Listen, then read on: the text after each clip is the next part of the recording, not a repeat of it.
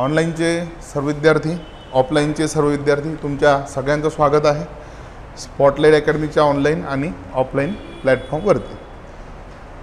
राज्यसेवा आणि UPSC या नवीन सुरू झालेल्या बॅचचं आजचं आपलं एकूण 4थं लेक्चर आहे।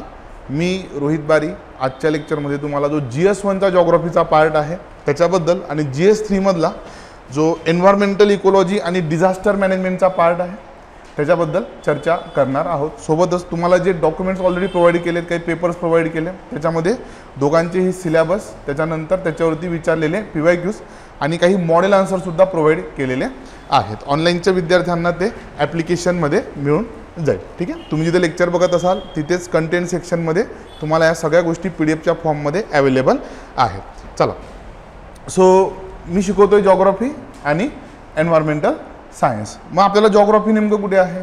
सुशील सरांनी तुम्हाला ऑलरेडी इंट्रोडक्शनच्या पहिल्या लेक्चरमध्ये GS1, GS2, GS3 आणि GS4 बद्दल बेसिक माहिती दिलेली आहे। बेसिकली GS1 मध्ये आपण काय शिकतो रे? जो 250 मार्क्सचा पेपर आहे त्या 250 मार्क्सच्या पेपरमध्ये इथे आपल्याला हिस्ट्री आहे। ठीक आहे, सेपरेट एका सब्जेक्टचा पेपर नाही आहे। सो याच्यामध्ये आपल्याला हिस्ट्री पण आहे, याच्यामध्ये आपल्याला जिओग्राफी पण आहे आणि याच्यामध्येच आपल्याला काय आहे, इंडियन सोसायटी पण आहे, बरोबर का नाही? ओके, मग त्याच्यापैकी एक घटक जो आहे जिओग्राफी, तो आज आपल्याला बघायचा आहे। सो पेपर 1 मध्ये आपल्याला जिओग्राफी बघायचं आहे। आणि जो पेपर 3 आहे किंवा GS3 आहे त्या GS3 मध्ये काय आहे? बेसिकली इकॉनॉमिक्स आहे, सायन्स आहे, टेक्नॉलॉजी आहे किंवा मग इंटरनल सिक्युरिटी सारखे मुद्दे आहे। त्याच्यामध्ये एन्व्हायरमेंटचा, इकॉलॉजीचा आणि डिझास्टर मॅनेजमेंटचा अगदी थोडा भाग आहे। अगदी थोडा म्हणजे किती? बेसिकली फक्त आपल्याला 2 मुद्दे दिलेले आहेत। ठीक आहे, एन्व्हायरमेंटल इकॉलॉजीचे आणि डिझास्टर मॅनेजमेंटचे, त्याच्याबद्दल आपल्याला आजच्या लेक्चरमध्ये चर्चा करायची आहे। तर मग सगळ्यात पहिले आपण काय बघूयात, GS1 मधला जो जिओग्राफीचा सिलेबस आहे तो आपण सगळ्यात पहिले बघूयात। चला, इथे जर का तुम्ही सिलेबस बघितला बेसिकली तर तिथे तुम्हाला जिओग्राफीच्या संदर्भातले फक्त 3 मुद्दे दिसतील। किती मुद्दे दिलेत जिओग्राफीचे? 3 मुद्दे। जो पहिला मुद्दा आहे silent features of the world physical geography, जगाचा जो प्राकृतिक भूगोल आहे त्याची ठळक वैशिष्ट्य तुम्हाला दिलेली आहे। हा सिलेबस आपण एक एक करून डिकोड करणार आहोत। मी फक्त तुम्हाला 3 मुद्दे अगदी तोंडओळख करून देतो। सो पहिला मुद्दा तुमचा आहे वर्ल्ड फिजिकल जिओग्राफीचा, तिचे पण सायलेंट फीचर्स आहेत। म्हणजे काय? फक्त ठळक वैशिष्ट्य। अगदी डेप्थमध्ये जायचं आहे का? अगदी डेप्थमध्ये जायचं नाहीये। दुसरं बघा, डिस्ट्रीब्युशन ऑफ की नॅचरल रिसोर्सेस, वेगवेगळे जे नैसर्गिक संसाधनं आहे त्या संसाधनांचा मुद्दा आहे। आणि इथे पुढे तुम्हाला ब्रॅकेटमध्ये एक मुद्दा टाकला आहे, including south Asia and the Indian subcontinent, म्हणजे भारत आणि भारतीय उपखंडाच्या विशेष अभ्यासासह। म्हणजे आयोगाचा इथे फोकस कशावरती असणार आहे? ऑब्वियस आहे, भारत आणि भारतीय उपखंडातली जी नॅचरल रिसोर्सेस आहे त्याच्यावरती। मग याचा अर्थ असा नाही की जगातली विचारली जाणार नाहीये। सो दुसऱ्या मुद्द्यामध्ये बेसिकली तुम्हाला दिलेले आहेत रिसोर्सेस, त्याच्यानंतर ज्या 3 प्रकारचे इंडस्ट्रीज असतात, प्रायमरी, सेकंडरी आणि टर्शरी इंडस्ट्रीज, म्हणजे कृषी आहे, उद्योग क्षेत्र आहे आणि सेवा क्षेत्र आहे। या इंडस्ट्रीजचं जे लोकेशन आहे मग ते संपूर्ण जगामध्ये तुम्हाला या 3ही इंडस्ट्रीजचा अभ्यास करायचा आहे। ठीक आहे, त्याच्यामागे कुठले कुठले फॅक्टर्स वगैरे असतात ते सगळं आहे। आणि त्याच्यानंतर जो तिसरा आहे मुद्दा हा टिपिकल जिओमॉर्फॉलॉजीचा आहे। जिओमॉर्फॉलॉजी म्हणजे काय? तर पृथ्वीची निर्मिती कशी झाली किंवा पृथ्वीवरचे जे वेगवेगळे घटक आहेत, जसं की पर्वत आहेत, पठार आहे किंवा भूकवच आहे, या सगळ्यांची निर्मिती कशी झाली त्याचा अभ्यास आपण जिओमॉर्फॉलॉजीमध्ये करतो। आणि जिओमॉर्फॉलॉजीचे बरेचसे घटक तुम्हाला इथे बघायला मिळतील। उदाहरणार्थ इथे तुम्हाला सुनामीज दिले, व्होल्कॅनो दिले आहेत, सायक्लोन्स दिले आहेत, अर्थक्वेक दिलेले आहेत। आता हे टॉपिक्स तुम्हाला प्लिम्सला पण आहेत। ठीक आहे, त्याच्यामुळे हे टॉपिक्स काय होतात, इथे ओव्हरलॅप होता। फक्त प्लिम्सचा अप्रोच थोडा वेगळा असतो आणि मेन्सचा अप्रोच थोडा वेगळा असतो, कारण की मेन्सला इथे थोडा टच कोणाचा आहे? करंटचा आहे किंवा आजूबाजूला ज्या चालू घडामोडी घडत आहेत त्याचा थोडा टच तुम्हाला कुठे असतो? मेन्सला। मग तो प्लिम्सला नसतो का? प्लिम्सला पण असतो, पण प्लिम्स तुमचे ऑब्जेक्टिव्ह आहे। ठीक आहे, त्याच्यामुळे बहुतांशी काय फॅक्च्युअल घटक तुम्हाला तिथे करायचे असतात, पण मेन्सला मात्र काय आहे, थोडं डिस्क्रिप्टिव्ह तुम्हाला इथे लिहावं लागतं। सो मोस्ट ऑफ दी जिओमॉर्फॉलॉजीचे काही टॉपिक आहे। त्याच्यानंतर पुढे एक महत्त्वाचा मुद्दा दिला आहे, geographical features and their location changes in critical geographical features. ठीक आहे, खूप सारे जिओग्राफिकल फीचर्स असे आहेत ज्यांचं स्वरूप काय होतं, बदलतं आहे। जसं की ग्लेशियर्स मेल्ट होत आहेत, वाळवंट जे आहेत ते पसरत चाललेले आहेत, किंवा जी मृदा आहे ती डे बाय डे काय होत चालली आहे, तर खराब होत चालली आहे, तिची क्वालिटी अजून जास्त कमी होते आहे। सो असे वेगवेगळे जे घटक आहेत त्यांचा डिग्रेडेशनबद्दल किंवा त्यांचं जे स्वरूप बदलतं आहे त्याच्याबद्दल आपल्याला इथं दिलेलं आहे. आणि सगळ्यात शेवटी flora and fauna and the effects of such changes, वनस्पती आणि प्राणी त्यांच्यामध्ये होणारे बदल. सो इथे जर का तुम्ही बघितलं तर हा सिलेबस दिसताना तुम्हाला एकदम कॉम्पॅक्ट दिसतो की अरे वा सर भारी, 3च पॉईंट दिलेत फक्त जॉग्राफीशी रिलेटेड. पण हे 3 घटक जर का आपण उलगडून बघितले तर तुमच्या लक्षात येईल की हे तितकंसं छोटं नाही आहे. ठीक आहे, हे शिकण्यासाठी जवळजवळ तुम्हाला 25 ते 30 लेक्चर्स लागतात. ठीक आहे, चला इन डिटेल आपण काय करूयात, सिलेबस डिकोड करूया. तुमच्या जवळ जी कॉपी आहे त्या कॉपीमध्ये एकदा सिलेबस बघा बरं आणि त्याला हायलाईट करा की आज आपल्याला एवढं बघायचं आहे. सिलेबस काढा GS1 मधला आणि हे 3 मुद्दे इथे एकदा लोकेट करा, म्हणजे तुम्हाला लक्षात येईल की नेमकं आपण कशाबद्दल चर्चा करत आहोत. तुमच्या जो जी कॉपी दिली ती कॉपी काढा. चला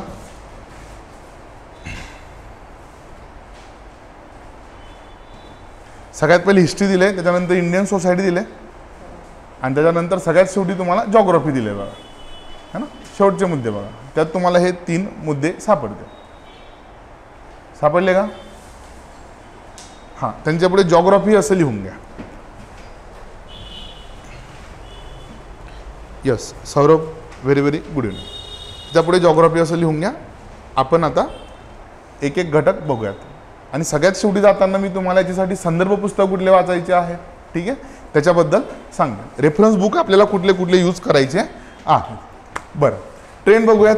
टोटल मार्क्स आहेत पेपर 3-4 म्हणजे GS1चे जे आहेत ते किती झाले टोटल 250 मार्क्स आहे. या 250 मार्क्समध्ये जॉग्राफीचं वेटेज किती आहे बघा, लक्षात घ्या. 2023ला फक्त जॉग्राफीवरती टोटल 7 क्वेश्चन्स आले होते आणि त्याचं वेटेज होतं 85 मार्क्स. किती होतं? 85 मार्क्स. तुम्ही जसं मागे जाल 2022, 21, 20, 19 2022ला 9 क्वेश्चन्स आले होते 115 मार्क्सला. म्हणजे आत्तापर्यंतच्या मागच्या 5 वर्षामध्ये सगळ्यात जास्त क्वेश्चन्स विचारले गेलेत कधी 2022 मध्ये. टोटल नंबर ऑफ क्वेश्चन्स होते 9 आणि वेटेज होतं 115. ठीक आहे, त्याच्यानंतर 2021ला बघा 8 क्वेश्चन्स आलेत 100 मार्क्सला. 2020ला 7 क्वेश्चन्स आलेत 85 मार्क्सला. 2019ला पुन्हा 7 क्वेश्चन्स आलेत 85 मार्क्सला. म्हणजे इथे जर का तुम्ही व्यवस्थित बघितलं तर वेटेज जे आहे GS1 मधलं जॉग्राफीचं ते व्हेरी होत आहे. किती ते किती? ऑलमोस्ट मिनिमम किती आहे 85 मार्क्स आणि मॅक्सिमम किती आहे 115 मार्क्स. म्हणजे कमीत कमी 85 ते जास्तीत जास्त 115. म्हणजे तुम्ही जर का सरासरी काढली तर ती किती येते 100. ऑन ॲन एव्हरेज किती मार्क्स आहेत मग जॉग्राफीला इथे 100 मार्क्स. म्हणजे जर का तुम्ही टोटल पेपर GS1चं कॅल्क्युलेशन केलं तर 100 मार्क्स काय आहेत, खूप जास्त आहेत. ठीक आहे, अगदी छोटा टॉपिक नाही 20-30 मार्काचा. तुम्हाला लक्षात येईल 250 पैकी 100 मार्क फक्त कशाचे आहेत मग जॉग्राफीचे आहेत. सरासरी आपण काढले तर ते थोडे प्लस मायनस होत असतात 1-2 क्वेश्चन. आता हे कशामुळे होतं रे? हे याच्यामुळे होतं की खूप सारे क्वेश्चन्स असे असतात जे कुठे येतात एकाच सिलेबसच्या टॉपिकमध्ये बसत नाही. काही क्वेश्चन्स असतात की काही जॉग्राफीमध्ये येतात, थोडे मग इंडियन सोसायटीशी रिलेटेड असतात किंवा सोसायटी आणि जॉग्राफी मिक्स असतं. अर्बनायझेशन आणि फ्लड्स जर का एकत्र विचारले तर अर्बनायझेशन तुम्ही इंडियन सोसायटीमध्ये शिकतात. शहरीकरणाचा जो मुद्दा आहे तो कुठे तुमचा इंडियन सोसायटीमध्ये आहे. आणि त्याच्यात जर तुम्हाला फ्लड्स विचारले तर फ्लड्स येतं तुमच्या जॉग्राफीमध्ये. आलं तुमच्या लक्षामध्ये. सो अर्बनायझेशनमुळे फ्लड्सची जी फ्रिक्वेन्सी आहे ती वाढली. तुम्ही आत्ताच बघितलं असेल पुण्यात खूप जास्त पाऊस पडला आणि जवळजवळ सगळ्या पुण्यामध्ये पूर सदृश्य परिस्थिती होती. आणि त्याला कारणीभूत काय म्हटलं गेलं, जर का इतक्या दरम्यानच्या काळात जर का न्यूजपेपर वाचले तुम्ही तर अतिप्रमाणात झालेलं शहरीकरण, मोठमोठ्या बिल्डिंग झाल्यात, नाले बुजले गेले. मग हे टॉपिक बघा तुम्ही. सो शहरीकरण इंडियन सोसायटीमधलं आहे आणि फ्लड्स तुमचा जॉग्राफीमधला टॉपिक आहे. मग काही क्वेश्चन्स असे असतात जे काय होतात तर दोघेही टॉपिक्समध्ये येतात. त्याच्यामुळे हे वेटेज काय होतं खालीवर थोडं होऊ शकतं. बट ओव्हरऑल इथं वेटेज किती मार्काचं आहे तर 100 मार्काचं आहे. आता आपल्याला एक एक टॉपिक अगदी प्रॉपरली इलॅबरेट करायचा आहे आणि आपण जे काही GS1चं जॉग्राफी शिकणार आहोत त्या GS1च्या जॉग्राफीमध्ये मी तुम्हाला काय काय शिकवणार आहे याचा आपल्याला थोडक्यात आढावा घ्यायचा आहे. सगळ्यात पहिला मुद्दा काय बघा इथे, salient features of the world physical geography. आता इथं म्हटलंय फक्त एका ओळीमध्ये salient features of world geography. आता वर्ल्ड जॉग्राफी म्हणजे टोटल कॉन्टिनेंट्स आहेत 7. किती आहेत? 7 कॉन्टिनेंट्स आहेत. आता विचार करा, इथे फक्त मी एकच वर्ड जो आहे किंवा 2 वर्ड जे आहेत ते हायलाईट करतो, फिजिकल जॉग्राफी. आता फिजिकल जॉग्राफीमध्ये काय काय येतं माहिती तुम्हाला? हां ठीक आहे, फिजिकल जॉग्राफीमध्ये काय काय येतं मी इथे लिहितो.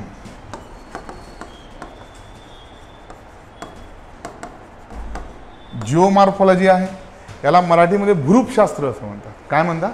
भूरूपशास्त्र. तुम्ही तुमच्या आजूबाजूला जे मोठमोठे पर्वत बघतात, पठारं बघतात, ठीक आहे, घळी बघतात किंवा वेगवेगळे जॉग्राफिकल फीचर्स आहेत खूप सारे.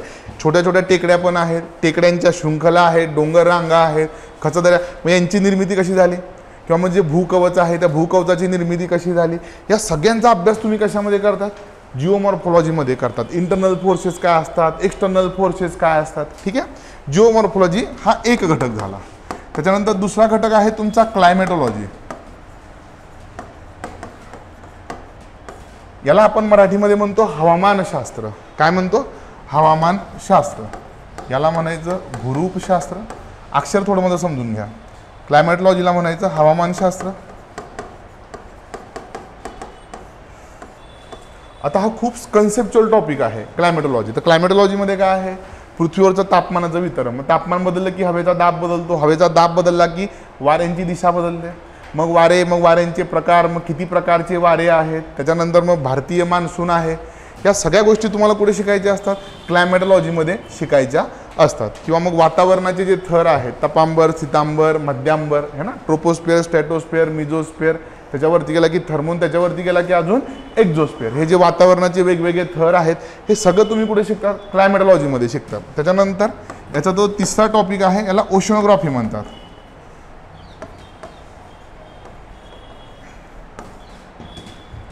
सागरशास्त्र. आता खरं तर ओशनोग्राफी खूप वास्ट आहे, प्रचंड विस्तृत आहे, पण याच्यातले फार थोडे घटक आपल्याला इथे अभ्यासाला आहे. म्हणजे जसं आपल्याला जमिनीवरती डोंगर रांगा दिसतात, पर्वतरांगा दिसतात, पठारं दिसतात, मग तसं समुद्राच्या तळावरती पण काय आहेत? तर वेगवेगळे भूरूप आहेत किंवा वेगवेगळे जॉग्राफिकल स्ट्रक्चर्स आहेत. मग त्या सगळ्यांचा अभ्यास. मग एकूण महासागर किती आहेत? 5 महासागर आहेत.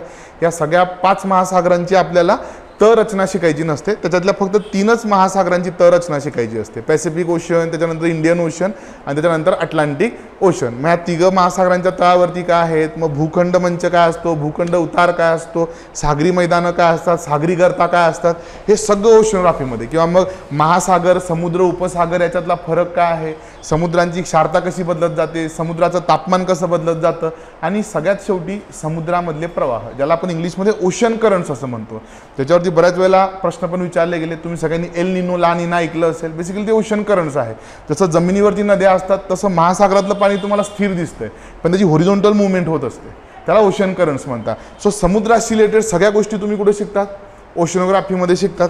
आणि एक चौथा घटक याच्यामध्ये येतो, तो आहे तुमचा बायोजॉग्राफी.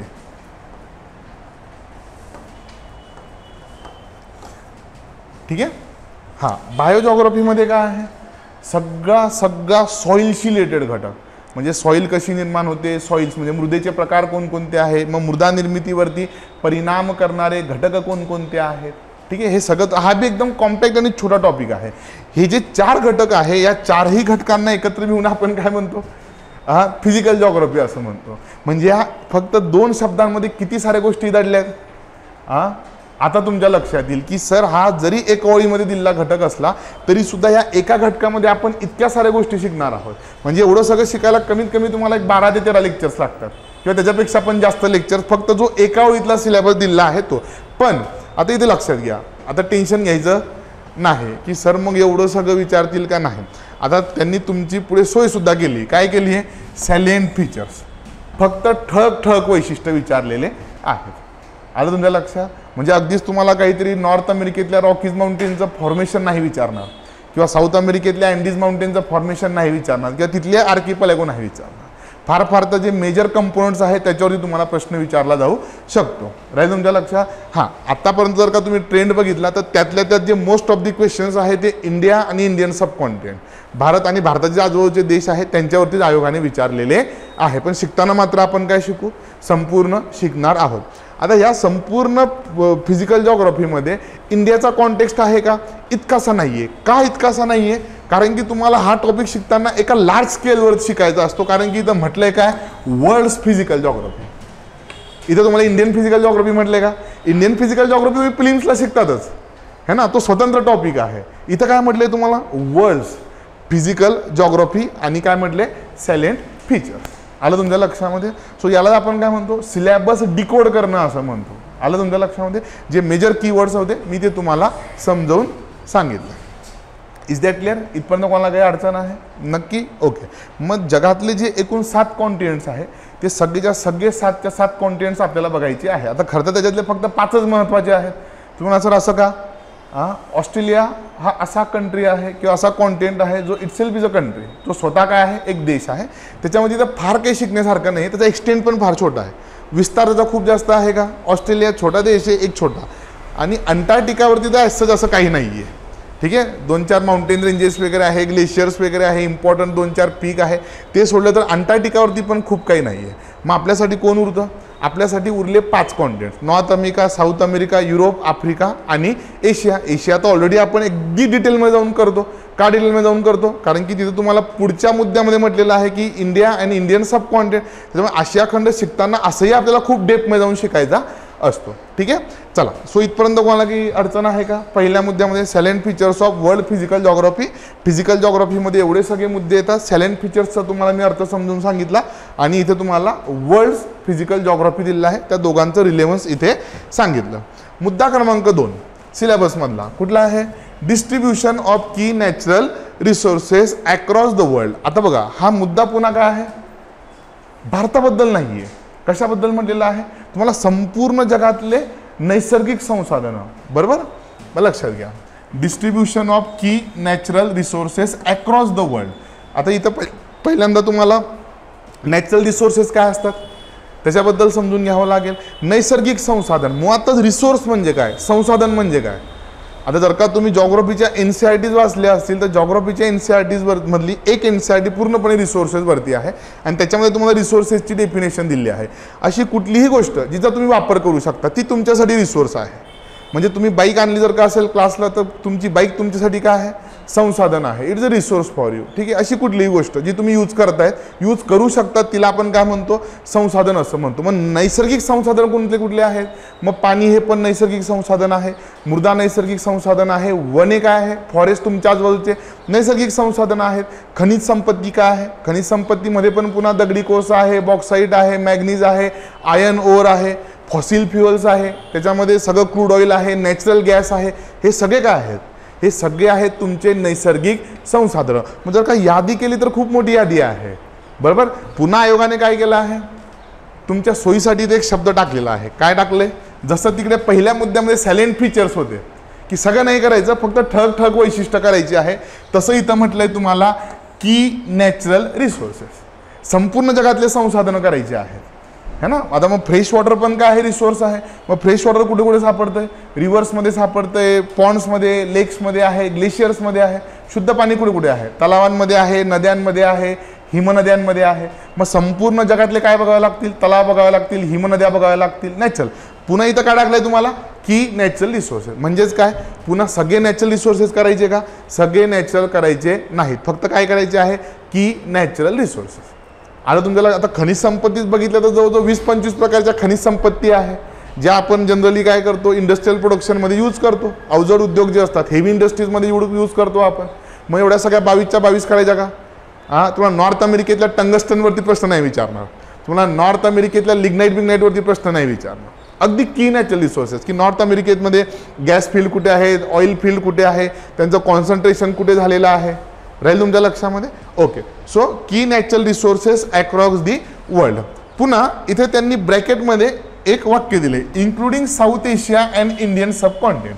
दक्षिण आशिया आणि भारतीय उपखंड. म्हणजे त्यातल्या त्यात तुम्हाला फोकस कशावरती करायचा आहे? तर भारत आणि भारतीय उपखंड. भारतीय उपखंड म्हणजे काय? बेसिकली भारताला आजूबाजूला लागून असलेले जे देश आहे त्यांना आपण भारतीय उपखंड असं म्हणतो. आलं तुमच्या लक्षामध्ये? म्हणजे आपल्या सोयीसाठी 2 वर्ड दिलेत. पुन्हा एकदा सांगतो, एक तर की नॅचरल रिसोर्सेस आणि त्यातल्या त्यात तुम्हाला फोकस कशावरती करायचं आहे. म्हणजे पुढचं वाक्य देऊन आयोगाने तुमचा थोडा भार कमी केला की हां चला ठीक आहे बाबा एवढं मी करू शकतो. Is that clear? बरं, सेमिकोलन आहे. पुढचा मुद्दा वेगळा आहे. आता आपण तो रेड पेनने घेऊयात. समजा पुढचा मुद्दा काय आहे? Factors responsible for the location of primary, secondary and tertiary sector industries. आता प्रायमरी, सेकंडरी आणि टर्शरी सेक्टर इंडस्ट्रीज म्हणजे काय? प्रायमरी इंडस्ट्रीज म्हणजे ॲग्रिकल्चर सेक्टरशी रिलेटेड, बरोबर. सेकंडरी सेक्टर म्हणजे काय?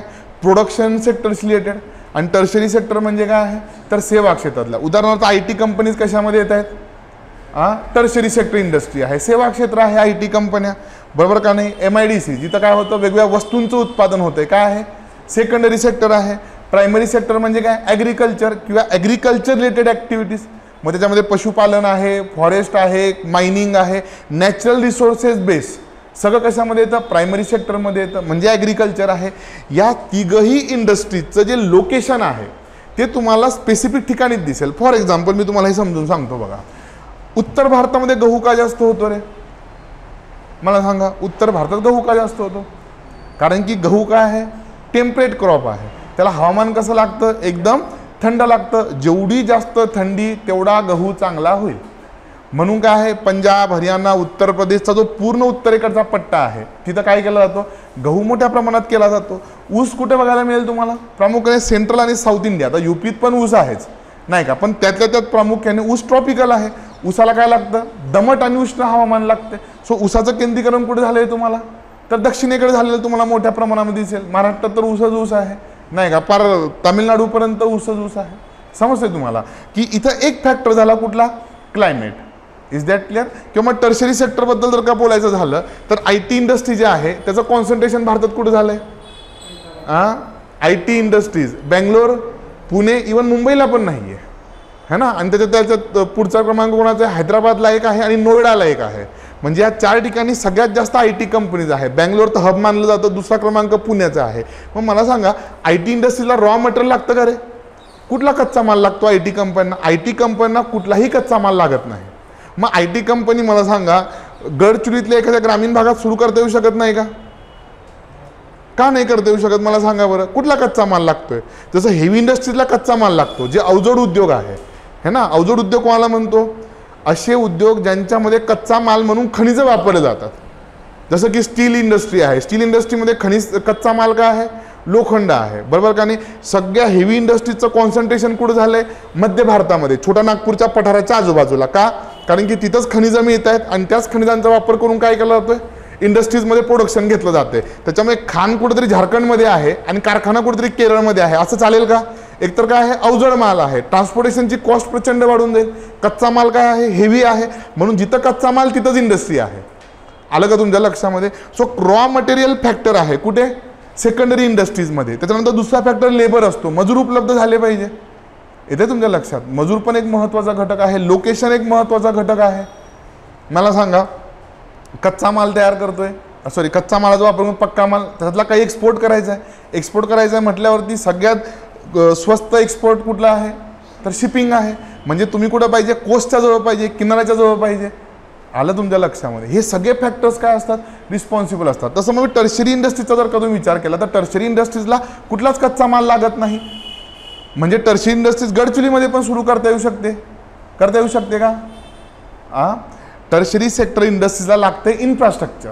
काय लागतात पायाभूत सुविधा लागतात. इंटरनेटचं कनेक्शन कसं पाहिजे 24 तास पाहिजे. कसं पाहिजे हायस्पीड इंटरनेट पाहिजे. आलं. त्याच्यानंतर लेबर एक महत्त्वाचा इश्यू आहे.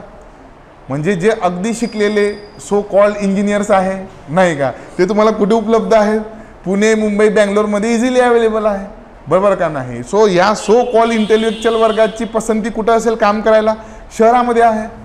फार तुम्ही IIT मध्ये इंजिनिअरिंग केलं आणि गडचिरोलीमध्ये जाऊन जर का तुम्हाला सांगितलं की जा तिथं कंपनीत काम कर आपल्याला कुठलाच कच्चा माल लागत नाही सरकारने दिलं पण तसं नाही. काय पाहिजे पायाभूत सुविधा पाहिजे. आता जेवढेही भारतातल्या IT बेस्ड कंपनीज आहेत त्याच्यातल्या बहुतांश MNC आहे ज्यांची हेडक्वार्टर कुठे USA मध्ये आहे युरोपियन कंट्रीजमध्ये आहे. त्यांचा मालक कोणीतरी जोनाथन आहे है ना. तो जोनाथन महिने 2 महिन्यातनं एकदा येतोय. त्याला उतरण्यासाठी चांगलं एअरपोर्ट पाहिजे, राहण्यासाठी 5 स्टार हॉटेल पाहिजे. तो येतो 2-4 दिवस कंपनीत जातो बघतो चाललंय व्यवस्थित संध्याकाळी क्लब बी मध्ये जेवण करतोय चालला तो परत. हे गडचिरोलीत नाही ना मिळणार त्याला. आलं तुमच्या लक्षामध्ये. सो कुठले कुठले फॅक्टर्स रिस्पॉन्सिबल आहे टर्शरी सेक्टरसाठी इन्फ्रास्ट्रक्चर आहे सेकंडरी सेक्टरसाठी लेबर आहे लोकेशन आहे रॉ मटेरियल आहे. आलं तुमच्या लक्षामध्ये. सेम थिंग प्रायमरी याच्यासाठी आहे इंडस्ट्रीसाठी. सो हे सगळे फॅक्टर्स आणि जगातल्या सगळ्या प्रायमरी सेकंडरी आणि टर्शरी इंडस्ट्रीज आपण कुठे शिकतो आपण या दुसऱ्या मुद्द्यामध्ये शिकतो. बघा लक्ष द्या. इथं काय म्हटलंय तुम्हाला दुसऱ्या मुद्द्यामध्ये factors responsible for the location of primary secondary and tertiary sector industries in various parts of the world. पुढे पुन्हा ब्रॅकेटमध्ये एक शब्द टाकलाय इन्क्लुडिंग इंडिया. म्हणजे इथं तुमचं थोडं टेन्शन वाढवलं की यार सगळ्या जगाचं करावं लागेल.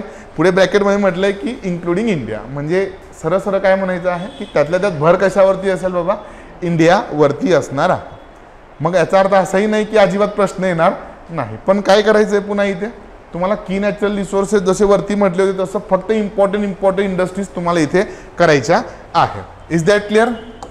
दुसरा मुद्दा कळाला सिलेबसमधला, त्याचं मराठी ट्रान्सलेशन मी तुम्हाला इथं खाली प्रोव्हाइड केलेलं आहे. जागतिक प्रमुख नैसर्गिक संसाधन संपत्तीचे वितरण दक्षिण आशिया व भारतीय उपखंडासह जगातील विविध भागातील प्राथमिक, द्वितीय, तृतीय औद्योगिक सेवांच्या स्थानाला जबाबदार असणारे घटक भारतासह. जर का तुम्ही विचार केला तर हा टॉपिक खूप इझी आहे, पण याची डायव्हर्सिटी खूप जास्त आहे. म्हणजे काय, टॉपिक समजायला समजून घ्यायला एकदम सोपा आहे, पण खूप सारे इंडस्ट्रीज आहे आणि तुम्हाला त्या त्या खंडातलं काय माहीत पाहिजे, प्रॉपर जॉग्राफी माहीत पाहिजे. जसं की तुम्ही साऊथ ईस्ट एशियामध्ये जर का गेला तर तिथं पाम ऑइल जे आहे, पाम ऑइल तुम्ही खातात का? तुम्ही खातायत पाम ऑइल, तुम्हाला माहीत नाही आहे. पाम ऑइल ऑलमोस्ट प्रत्येक बेकरी प्रोडक्टमध्ये आहे. प्रत्येक फ्राय आयटम जो क्रंची आहे, मग त्यामध्ये चिप्स आहे, वेपर्स आहे, हे जेवढेही तुम्ही बाजारातनं 10-20 रुपयाचे पॅकेट्स घेता ते सगळे आपल्या घरी बनवलेली कुठली गोष्ट तितकी क्रंची होते का शेंगदाणा तेलातली? नाही. ती गोष्ट क्रंची राहावी म्हणून तिला पाम ऑइलमध्ये फ्राय केलं जातं. सो पाम ऑइल आपण इम्पोर्ट करतो मलेशियाकडनं किंवा साऊथ ईस्ट एशियन कंट्रीजकडनं. त्याच्यावरती आयोगाने प्रश्न विचारला होता, थोडं कॉन्फ्लिक्ट झालं होतं, तो मुद्दा चर्चेमध्ये होता, त्याच्यावरती प्रश्न विचारला गेला. जगातले रबर प्रोड्युसिंग कंट्रीजवरती प्रश्न विचारला गेलेला आहे, येते तुमच्या लक्षामध्ये. सो ते कुठे कुठे जाऊ शकतात याच्यावरून तुम्हाला आवाका येऊ शकतो. ठीक आहे. किंवा जर का तुम्हाला भारतातल्या कॉन्टेक्स्टबद्दल विचारलं गेलं तर भारतामध्ये चहाची शेती कुठे कुठे होते? एक तर दक्षिण भारतामध्ये आहे है ना, म्हणजे कर्नाटक पासून पुढे कर्नाटक, केरळ, तामिळनाडू आणि south part of Andhra Pradesh, बरोबर, या 4 स्टेटमध्ये.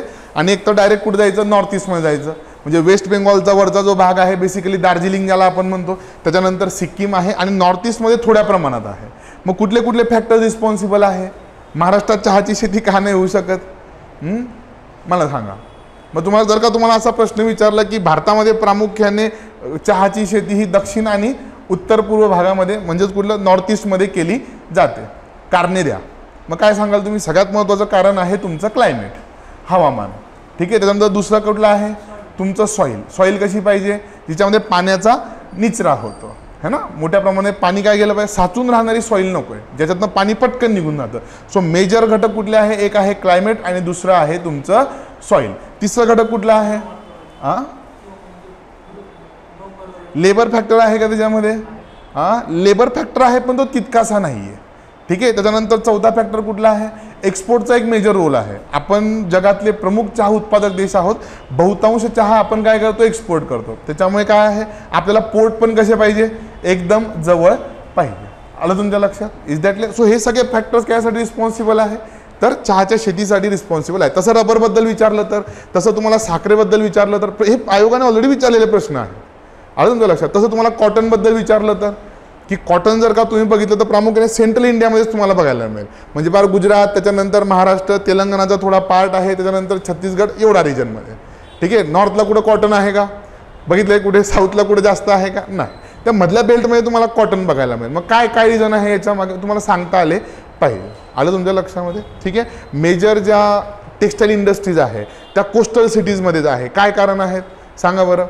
टेक्स्टाईल इंडस्ट्री अहमदाबाद, त्याच्यानंतर मुंबई, त्याच्यानंतर सुरत है ना, तिकडे साऊथला गेलात तर मद्रास, सगळ्यात जास्त कपडे इथे तयार होतात. का दिल्लीला का नाही आहे?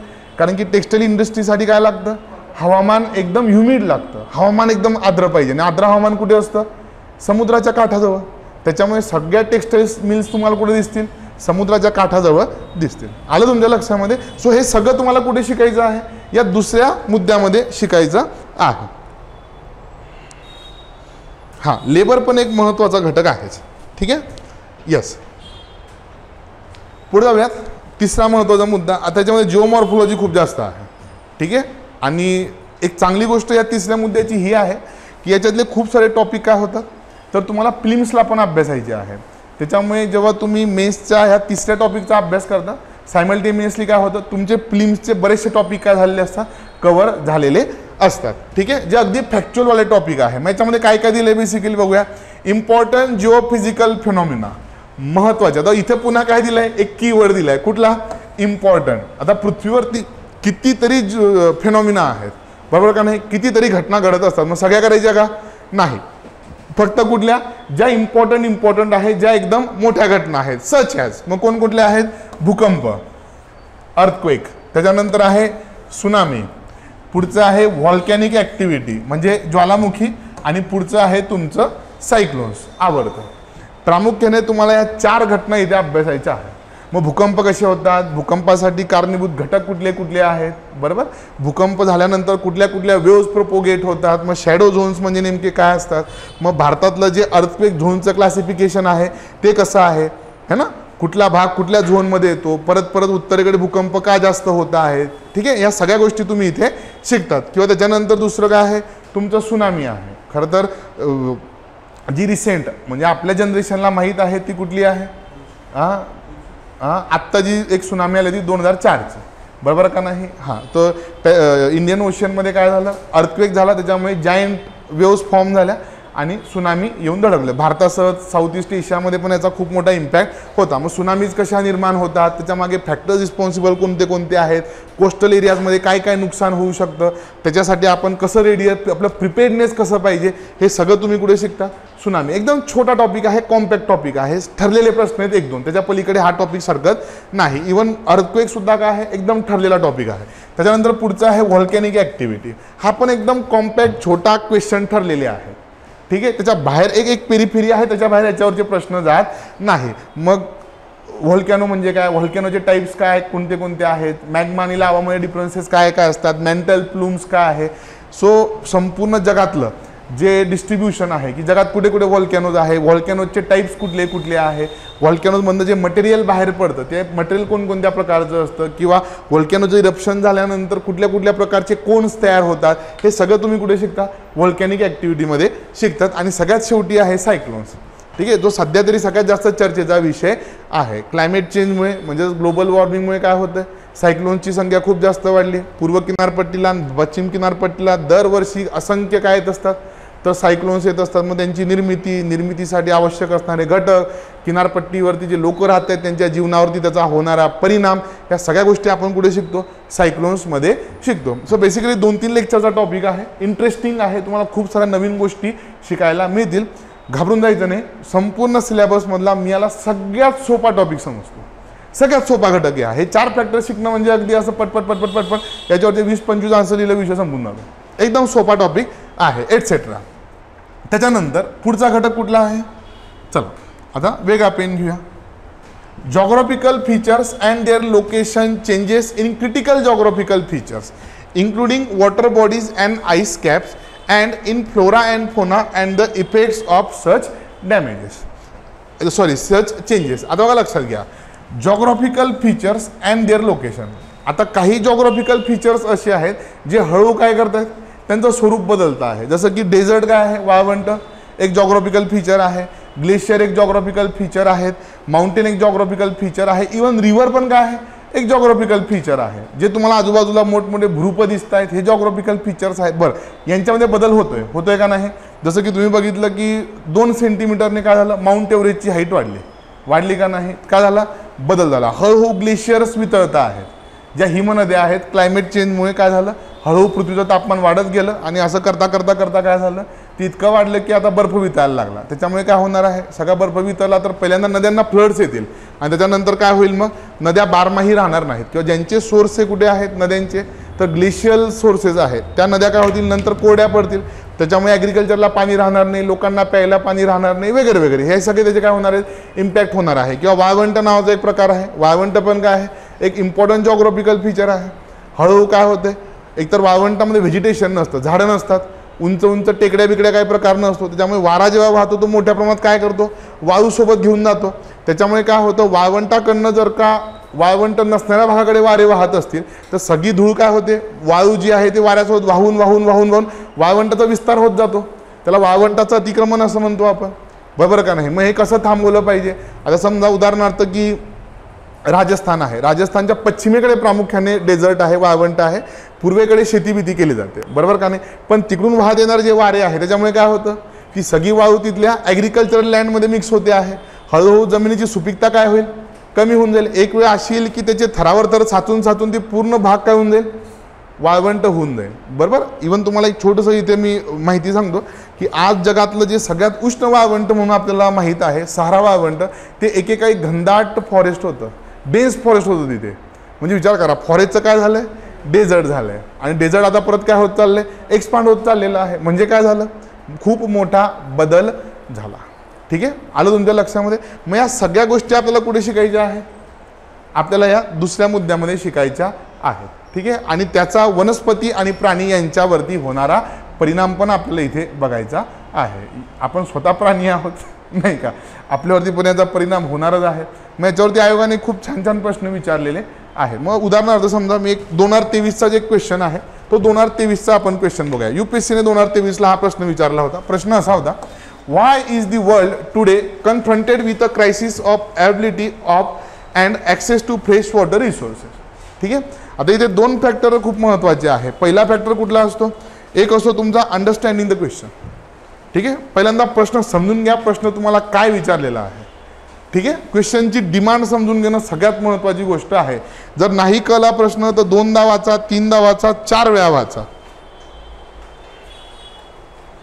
ओके, 4दा वाचा, 5 वेळा वाचा, पण पहिल्यांदा प्रश्न समजून घ्या. प्रश्न समजला की तुम्हाला काय कळतो, प्रश्नाची डिमांड कळते. त्या क्वेश्चन मधले जे कीवर्ड्स आहे पहिल्यांदा ते शोधा, है ना. काही स्पेसिफिक वर्ड्स आलेले असतात, त्याचं खाली हिंदी ट्रान्सलेशन दिले. आज विश्व ताजे जल के संसाधनों की उपलब्धता और पहुंच के संकट से क्यों जूझ रहा है. ओके, आता एक गोष्ट बॅक ऑफ द माइंड ठेवा. आता आपले जस्ट लेक्चर सुरू झाले आहेत. जेव्हा आपलं रेग्युलर बॅच स्टार्ट होईल तेव्हा आपण समजा रोज काही ना काही आन्सर्स लिहतच असतो, डेली आन्सर रायटिंग आपण करतो. क्वेश्चन वाचल्यानंतर सगळ्यात पहिल्यांदा तो सिलेबसच्या साच्यामध्ये बसवायला शिका. काय करा, सिलेबसमध्ये तो नेमका कुठे बसतोय, त्याशिवाय तुमचा सिलेबस पार्ट होत नाही. आता जेव्हा आपली सगळी इंट्रोडक्शनचे लेक्चर संपतील त्याच्यानंतर काय करायचं आहे, सगळ्यात महत्त्वाचं टास्क, मागच्या 5-5 वर्षाच्या PYQच्या सगळ्यांना ऑलरेडी PDF प्रोव्हाइड केले आहेत, बरोबर. प्रत्येक लेक्चरला तुम्हाला PDF दिल्या जात आहेत. तुम्हाला सिलेबसची कॉपी ऑलरेडी एकदा प्रोव्हाइड केलेली आहे. घरी गेल्यानंतर आत्तापर्यंत जे विचारलेले प्रश्न आहे ते प्रश्न सिलेबसमध्ये कुठून आलेले आहेत, तर ते फक्त सिलेबससोबत कनेक्ट करा, बरोबर. जसं की हा क्वेश्चन आहे बघा, कशावरती विचारलेला आहे, वॉटर ॲज अ रिसोर्स. काय विचारलंय तुम्हाला, वॉटर ॲज अ रिसोर्स. जल काय आहे, एक नैसर्गिक संसाधन आहे. मग सिलेबसमध्ये तुम्हाला कुठे दिले, हां बघा, सिलेबसमध्ये इथं कुठला मुद्दा आहे, दुसरा मुद्दा आहे डिस्ट्रीब्युशन ऑफ की natural resources across the world. जगातले सगळे की नॅचरल रिसोर्सेस, पाणी पण काय आहे, की नॅचरल रिसोर्सेस आहे. म्हणजे हा जो क्वेश्चन आत्ता आपण बघितला तो कुठल्या याच्यावरती आलाय, सेकंड टॉपिकवरती आलेला आहे. Okay, is that clear. So त्याचं लोकेशन बघा, लोकेशन कुठे आहे, मग जॉग्राफीच्या सेकंड पॉईंटमध्ये त्याचं लोकेशन आहे. व्हाय का विचारलेलं आहे तुम्हाला, द वर्ल्ड टुडे. आता बघा इथे दुसरा कीवर्ड कुठला आलाय, इथे वर्ल्ड आलेला आहे. आता बऱ्याच वेळेला मुलं काय होतात, अगदी सिंपल क्वेश्चन आहे. काय आहे, अगदी सिंपल क्वेश्चन आहे की जगामध्ये आज काय आहे, शुद्ध जल, किंवा ज्याला आपण इंग्लिशमध्ये फ्रेश वॉटर म्हणतो आहे, जे की एक महत्त्वाचा नॅचरल रिसोर्सेस आहे, त्याची अवेलेबिलिटी म्हणजे उपलब्धता. ठीक आहे, आणि त्याचा रीच हळूहळू कमी होत चालला आहे. याच्या मागचं काय कारण आहे, बरोबर का नाही. जसं की पुण्यातून वाहणारी मुळा मुठा नदी ही आजच्या फार नाही तर 20 वर्षापूर्वी इतकी शुद्ध होती की इथं राहणारे बरेचसे जुने पुणेकर सांगतात की आम्ही हाताने त्या नदीचं पाणी पिलोय. आता पिऊन दाखवा बरं. दुसऱ्या दिवशी तुम्ही दीनानाथ मंगेशकरला ॲडमिट व्हाल, तुम्हाला कॉलरा, तुम्हाला डायरिया, नको ते आजार तिथं डायग्नोज होतील. आता तुमची आहे का हिंमत, पाणी पिऊन दाखवा त्या नदीचं, जा की हा सर काही अडचण नाही, इम्पॉर्टंट की नॅचरल रिसोर्स आहे. आपण काय केला, कंटेमिनेट केला, त्याला आपण प्रदूषित करून टाकलाय, बरोबर का नाही. सो इथे वॉटर ॲज अ की नॅचरल रिसोर्स, त्याची उपलब्धता डे बाय डे कमी होत चाललेली आहे. पण या टाईपचा क्वेश्चन आता ज्याचा खूप चांगला अभ्यास झाला आहे त्याला असं वाटलं की सर काय प्रश्न आहे, इतका सोपा, मी तर असंच लिहून टाकेल. अरे पण थांब, हा इंडियाच्या कॉन्टेक्स्टमध्ये विचारला आहे का, हा इंडियाच्या कॉन्टेक्स्टमध्ये नाही विचारला आहे. तुम्हाला याचा कॉन्टेक्स्ट काय आहे, याचा कॉन्टेक्स्ट वर्ल्ड आहे. तुम्हाला इंडियाला मध्यभागी ठेवून नाही लिहायचं आहे, तुम्हाला संपूर्ण जगाच्या पर्स्पेक्टिव्हने इथे लिहायचं आहे. आलं तुमच्या लक्षात. मग पाणी हे असं संसाधन आहे ज्याचं जगातलं वितरण कसं आहे, सारखं आहे का मला सांगा. आफ्रिकेचं जे वाळवंट आहे त्याच्यातली पाण्याची उपलब्धता एकदम कमी आहे, बरोबर का नाही. किंवा मग जे ॲमेझॉनचे रेन फॉरेस्ट आहे तिथे इतकं पाणी की रोज पाऊस पडतोय, म्हणजेच काय तर शुद्ध पाण्याचं जागतिक वितरण प्रचंड असमान आहे. उत्तर अमेरिकेतले सोर्स वेगळे, दक्षिण अमेरिकेतले वेगळे, आफ्रिकेतले वेगळे, युरोपातले वेगळे आणि भारतातले वेगळे, आशिया खंडातले वेगळे आहेत. पहिलं तुम्हाला हे समजून घ्यावं लागेल की वॉटर अवेबिलिटी वेगवेगळी आहे प्रत्येक कॉन्टिनेंटचे. जगातले काय आहे फ्रेश वॉटरचे रिसोर्सेस वेगवेगळे आहे. जसं की जगातला सगळ्यात मोठा फ्रेश वॉटरचा लेक नॉर्थ अमेरिकेमध्ये आहे, त्याला आपण लेक सुपिरियर म्हणतो, बरोबर काय. त्यात एवढं शुद्ध पाणी की सगळ्या अमेरिकेला पाणी पुरेल, त्यांना कुठंच दुसरीकडे ना कुठल्या नदीत जायची गरज आहे, कुठंच जायची गरज नाही. एवढं त्या पाणी एकटं त्याचं भारतात आहे का? भारतामध्ये प्रामुख्याने आपण फ्रेश वॉटरसाठी रिलाय करतो रिव्हर्सवरती. नॉर्थ अमेरिकेमध्ये एवढा मोठा लेक आहे. तुम्ही रशियामध्ये जा, लेक बैकल आहे, डीपेस्ट लेक की तो स्पेसमधनं पण दिसतो, त्याला आय ऑफ द सायबेरिया म्हणतात. म्हणजे स्पेसमधनं सुद्धा तो निळ्या रंगाचा अगदी स्पष्टपणे दिसतो, इतका तो डीपेस्ट लेक आहे. सगळ्या रशियाला पाणी पुरेल इतका तो खोल आहे आणि इतकं त्याच्यामध्ये पाणी आहे. म्हणजे रशियाचे सोर्सेस वेगळे आहेत, आपले सोर्सेस वेगळे आहेत, बरोबर का नाही. सो त्याच्यामुळे आपल्याला इथं हे समजून घ्यावं लागेल की प्रत्येक कंट्रीचे प्रत्येक कॉन्टिनेंटचे काय आहे सोर्सेस वेगवेगळे आहे आणि आपण फक्त भारताच्या पर्स्पेक्टिव्हने उत्तर लिहू शकत नाही. त्याच्यानंतर confronted with a crisis of availability and access. पुन्हा दोन शब्द आले तिथे हे ना. आपण अवेबिलिटीला काय म्हणतो उपलब्धता असं म्हणतो आणि त्याच्यानंतर ॲक्सेस म्हणजे काय रीच. म्हणजे काही ठिकाणी पाणीच नाही आहे तर काही ठिकाणी पाणी आहे पण तिथपर्यंत पोचता येत नाही. याचं बेस्ट एक्झाम्पल म्हणजे काय तुम्हाला सांगतो, याचं बेस्ट एक्झाम्पल आहे Ladakh. Ladakh is a cold desert. आता हे खूप कमी लोकांना माहीत आहे की लडाख काय आहे वाळवंट आहे, पण ते शीत वाळवंट आहे. आता वाळवंट म्हटलं की आपल्या डोळ्यासमोर काय होतं दूर दूरपर्यंत वाळू पसरलेली आहे है ना. आणि त्याच्यात मग हम दिल दे चुके सनमचा सलमान खान होतो आहे नाही का. वाळवंट म्हणजे फक्त वाळूच नाही आहे. वाळवंट दोन प्रकारचे असतात, एक असतात उष्ण आणि दुसरे असतात शीत. सो त्यातलं जे कोल्ड डेझर्ट आहे ठीक आहे शीत वाळवंट आहे त्याचं बेस्ट एक्झाम्पल म्हणजे लडाख आहे. सो लडाखमध्ये पाण्याची प्रचंड कमतरता आहे. म्हणजे विचार करा संपूर्ण आजूबाजूचे पर्वत हिमाच्छादित आहे, स्नो कवर्ड आहे है ना. सगळं हे आहे बर्फ म्हणजे काय फ्रेश वॉटर आहे पण तरीसुद्धा तिथं काय नाही आहे लोकांना प्यायला पाणी नाही आहे.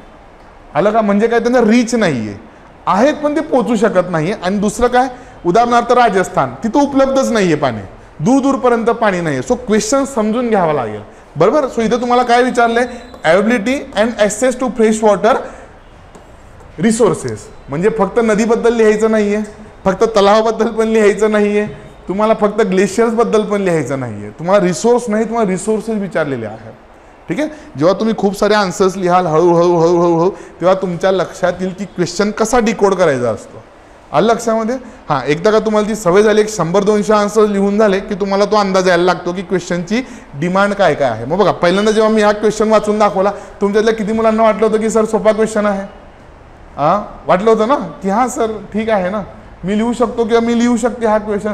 खरं तर तो सोपाच आहे, फक्त लिहिताना असा लिहायचा आहे की संपूर्ण जगाला मध्यभागी ठेवायचं आपल्याला है ना. इन्क्लुझिव्ह उत्तर असलं पाहिजे, फक्त भारतापुरता नाही लिहायचं, फक्त आशियापुरता नाही लिहायचं ठीक आहे. मग काय कराल तुम्ही इथे सगळ्यात महत्त्वाचं आता सुशील सरांनी तुम्हाला ऑलरेडी पहिल्या लेक्चरला सांगितलं असेल की आन्सर रायटिंग करताना सगळ्यात पहिले काय लिहायचं असतो आन्सरला इंट्रोडक्शन लिहायचं असतं.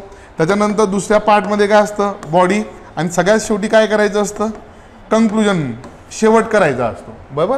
इंट्रो किती असला पाहिजे संपूर्ण वर्ड लिमिट जे दिले तुम्हाला समजा जर का 150 वर्ड दिले असतील तुम्हाला ठीक आहे तर ज्यामध्ये हार्डली 10 ते 15% वर्ड्स म्हणजे किती जर का 150 शब्द विचारले तर 20-25 शब्दांमध्ये तुमचं इंट्रोडक्शन असलं पाहिजे, 20-25 शब्दांमध्ये कन्क्लुजन असलं पाहिजे आणि उरलेले 70% डेटा तुमचा कुठे येणार आहे मेन बॉडीमध्ये येणार आहे.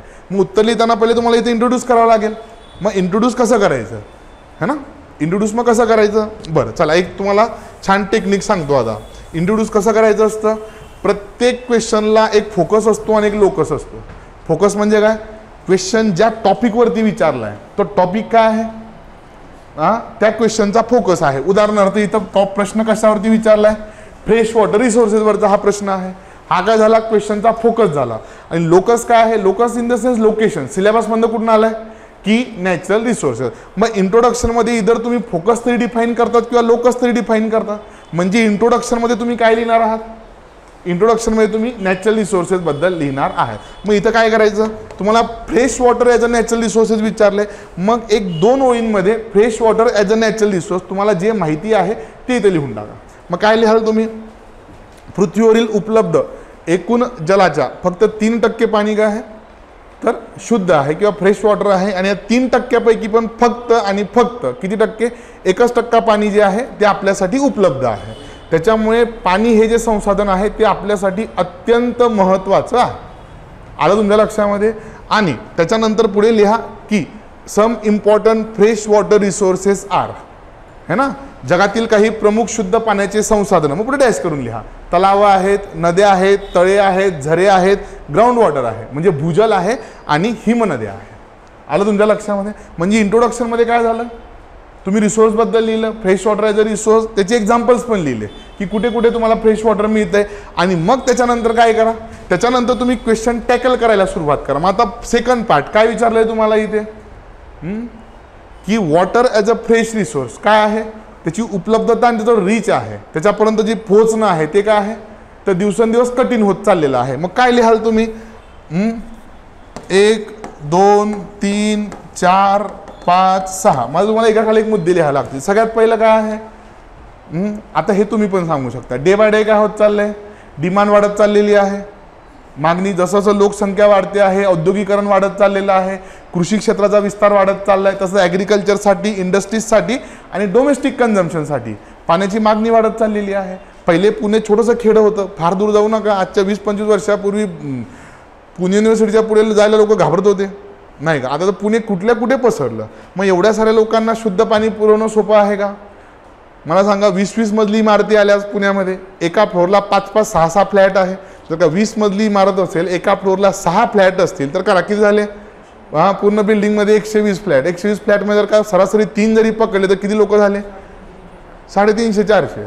असे जर का 2-3 टावर असतील तर 1000 लोक त्या 3 टावरमध्ये. छोटी ग्रामपंचायत झाली छोटी ग्रामपंचायत आहे ती, एक मोठी सोसायटी. म्हणजे एवढ्या साऱ्या लोकांना जर का तुम्हाला शुद्ध पाणी पुरवायचं असेल तर बरं हे वाढत चालले. तुम्ही बघा मोठमोठे संकुले पुण्यामध्ये, मुंबईमध्ये बघा, एवढ्या लोकांना शुद्ध पाणी द्यावं लागते तुम्हाला. सो डे बाय डे काय होत चाललंय, डोमेस्टिक, ॲग्रिकल्चर आणि इंडस्ट्रीयल याची डिमांड वाढत चाललेली आहे, लोकसंख्या वाढत चाललेली आहे. हे तुमचं काय आहे, पहिलं कारण आहे. First is demand. दुसरं काय लिहाल, सगळ्यात महत्त्वाचं आहे तुमचा क्लायमेट चेंज. आता तुम्हाला सर क्लायमेट चेंजमुळे काय झालं, क्लायमेट चेंजचा सगळ्यात मोठा परिणाम हा झालाय की नद्यांचे 2 उगम असतात.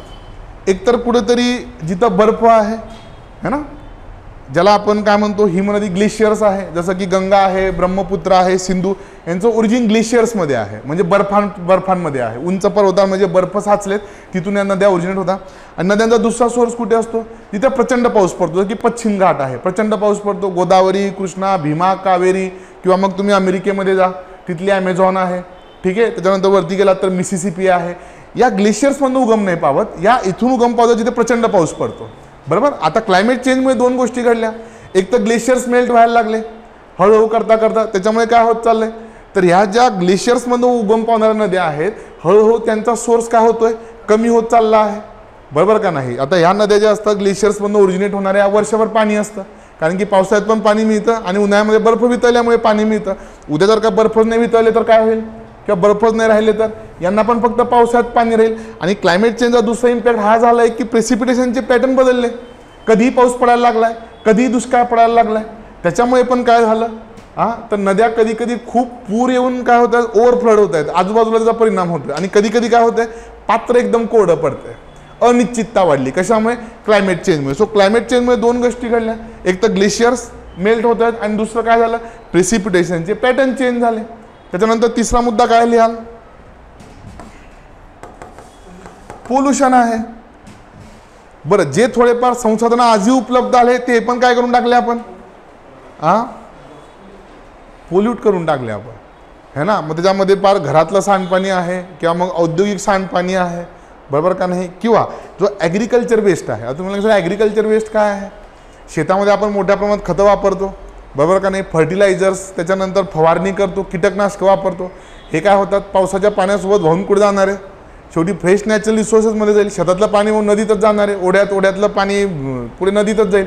सो काय झाले, कंटॅमिनेट झाले, प्रदूषित झाले. सो तिसरा मुद्दा कुठला आहे सगळ्यात महत्त्वाचा, तो आहे तुमचा पोल्युशन. चौथा मुद्दा कुठला आहे, चला आता तुम्ही सांगा, फ्रेश वॉटरचे रिसोर्सेस. Geographical location.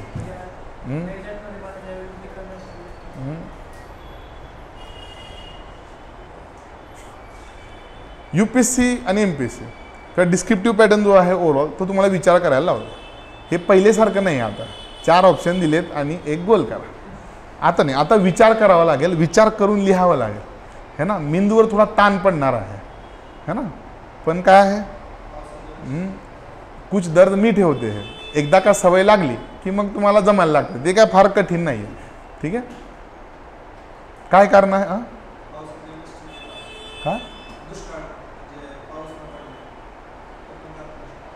दुष्काळ. हम ते लिहिलं की आपण याच्यात प्रेसिपिटेशनचे पॅटर्न्स आले ना त्याच्यामध्ये. म्हणजे कधी कधी खूप जास्त पाऊस पडतो, कधी कधी पडतच नाही. सो पावसाची रिलेटेड सगळे घटक त्याच्यामध्ये येऊन गेले. त्याला की पहिल्या मुद्द्यामध्येच कव्हर केला आपण ते.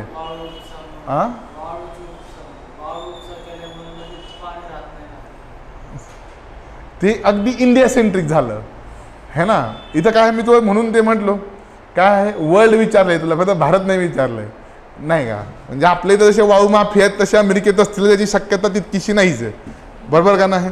सो तू अगदी काय केलं, तू तुझ्या लेवलला विचार केला की गावाची इथं बाबा तसं नाही. मी म्हणून त्या वर्ल्डला काय केलं होतं हायलाईट की वर्ल्ड वर्ल्ड भारतात महाराष्ट्र बिराष्ट्र नाही, संपूर्ण जगाचा विचार करा.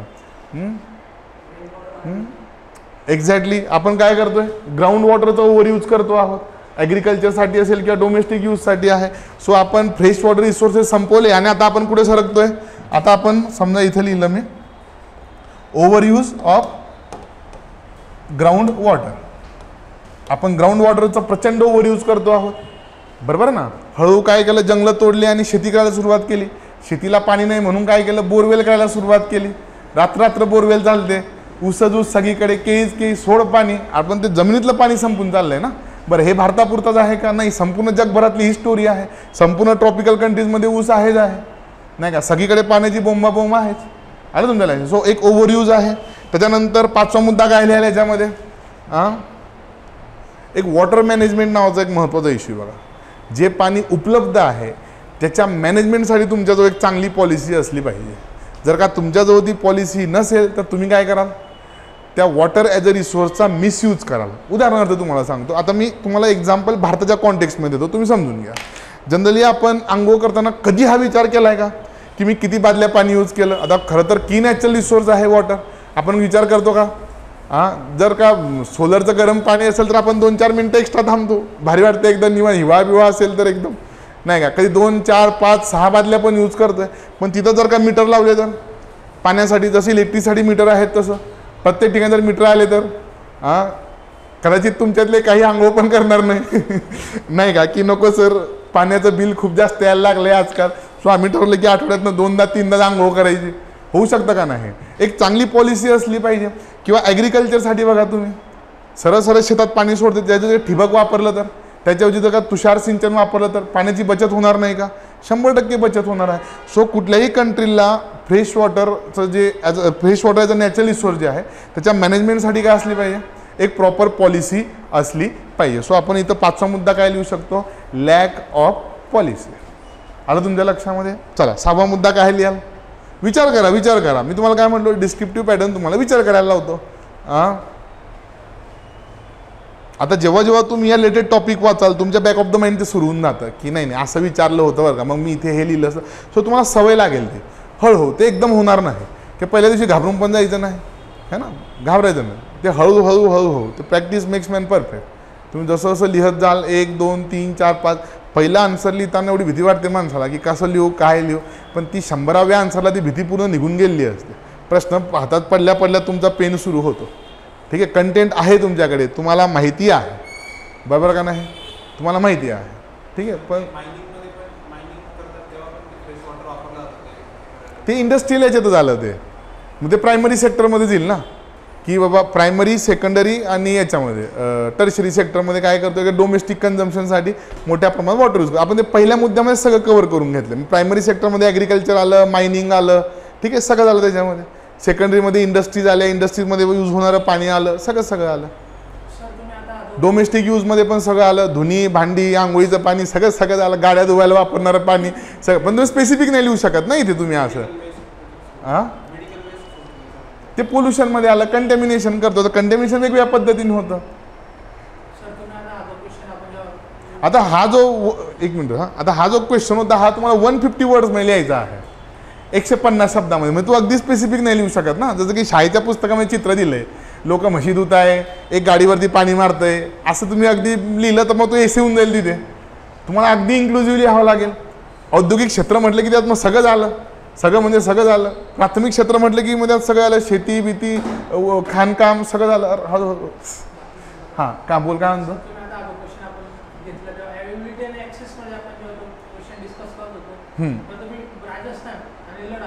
बरोबर बरोबर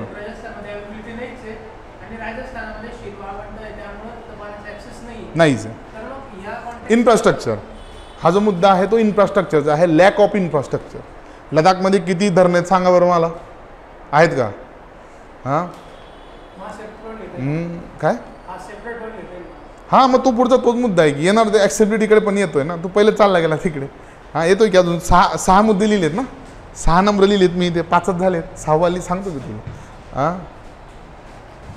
बरोबर आहे तुझं. इन्फ्रास्ट्रक्चरचा इश्यू आहे तो, पायाभूत सुविधा ॲक्सेसिबिलिटीसाठी, बरोबर का नाही? जसं की आज राजस्थानमध्ये आपण काय केलं, पाण्याची उपलब्धता नाहीच आहे पण रीच पण नाही आहे. मग काय केलं आपण, इंदिरा गांधी कॅनल काढला, पार पंजाब सतलजचं पाणी आणलं आपण, सतलज बियास जिथं संगम होतो हरिकेपासून आपण कॅनल काढला आहे, पूर्ण वेस्टर्न राजस्थान इरिगेट करून टाकलं. कॅनलच कॅनल, एकदम मोठा कॅनल आहे, मोठा, बरोबर. मग आता हे कॅनल कशामध्ये आले, इन्फ्रास्ट्रक्चरमध्ये आले. आलं तुमच्या लक्षात? हां काय म्हणतो, हे लिहाय पुरतं चांगलं बरं का, पण आन्सर्समध्ये तुम्ही प्रॅक्टिकल अप्रोच ठेवला पाहिजे. म्हणजे नदी जोड हे जितकं बोलायला सोपं आहे ते तितकं प्रॅक्टिकली पॉसिबल आहे का? जर ते असतं तर आतापर्यंत होऊन गेलं असतं. भारतात तर नद्या आहेत, ते प्रॅक्टिकली तितकं पॉसिबल नाही आहे, कारण की जॉग्राफिकल टेरेन खूप मॅटर करतो, है ना. चला, सो 6वा मुद्दा काय आहे तुमचा, इन्फ्रास्ट्रक्चर फॅसिलिटीज. त्याच्यामध्ये तुमचे डॅम्स आले, तुमचे कॅनल्स आले, ठीक आहे. चला, कॉट बेसिसला मीटर नसतं सर.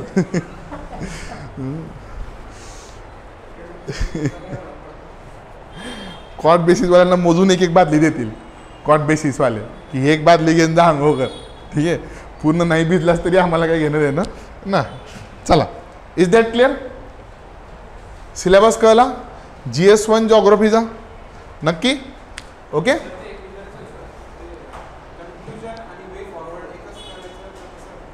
आता कंक्लुजन 1000 पद्धतीने लिहिता येतं. कंक्लुजन जे आहे ना ते 1000 पद्धतीने लिहिता येतं. आता इथं काय विचारलं आहे तुम्हाला, इथं तुम्हाला हा जो क्वेश्चन आहे ॲक्च्युली हा बेसिकली प्रॉब्लेम आहे. काय आहे प्रॉब्लेम आहे की बाबा फ्रेश वॉटरचे जे रिसोर्सेस आहे ते अवेलेबल पण नाही आहे आणि त्याचा रीच पण कमी होत चाललेला आहे. मग तुम्ही कंक्लुजनमध्ये काय लिहिणं अपेक्षित आहे, काहीतरी सोल्युशन लिहिणं अपेक्षित आहे. मग तुम्ही कंक्लूड कसं कराल? हां मग 1-2 वाक्यामध्ये तुम्हाला कंक्लूड करायचं. म्हणजे 6 रिझन्स तुम्ही लिहिलेत ना, त्या 6 रिझन्सलाच काय करायचं, उलटं करायचं आणि ते तुम्ही काय करायचे मग कंक्लुजनमध्ये लिहायचं. ठीक आहे. आता जो याचा होता बघा SDG आहे, सस्टेनेबल डेव्हलपमेंट गोल. मग कंक्लुजनमध्ये तुम्ही लिहू शकता की सस्टेनेबल डेव्हलपमेंट गोल्स 2022च्या रिपोर्टनुसार जगातल्या 2 बिलियन लोकांना काय नाही आहे तर स्वच्छ आणि शुद्ध पाणी उपलब्ध नाही आहे. त्याच्यामुळे येणाऱ्या काळामध्ये appropriate policy comma proper infrastructure facilities comma, ठीक आहे, लेस पोल्युशन कॉमा, काय केलं पाहिजे आपण थांबवलं पाहिजे. That's it. काय केलं, सोल्युशन तुम्ही त्याच्यात लिहून टाकलं, झालं तुमचं कंक्लुजन. ओके. हां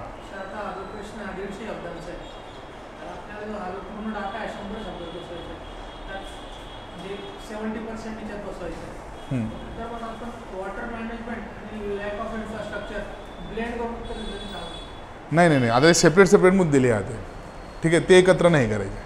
ठीक आहे. त्याच्यात काय करायचं, जर का तुम्हाला असं वाटतंच आहे समजा इन केस की सर मुद्दे माझ्याकडे खूप जास्त आहे, मग त्या केसमध्ये सरळ तुम्ही काय करू शकता, डायग्रामच्या फॉर्ममध्ये मुद्दे लिहू शकता किंवा फक्त तुम्ही कीवर्ड्स लिहा ना, तुम्ही पूर्ण नका लिहू.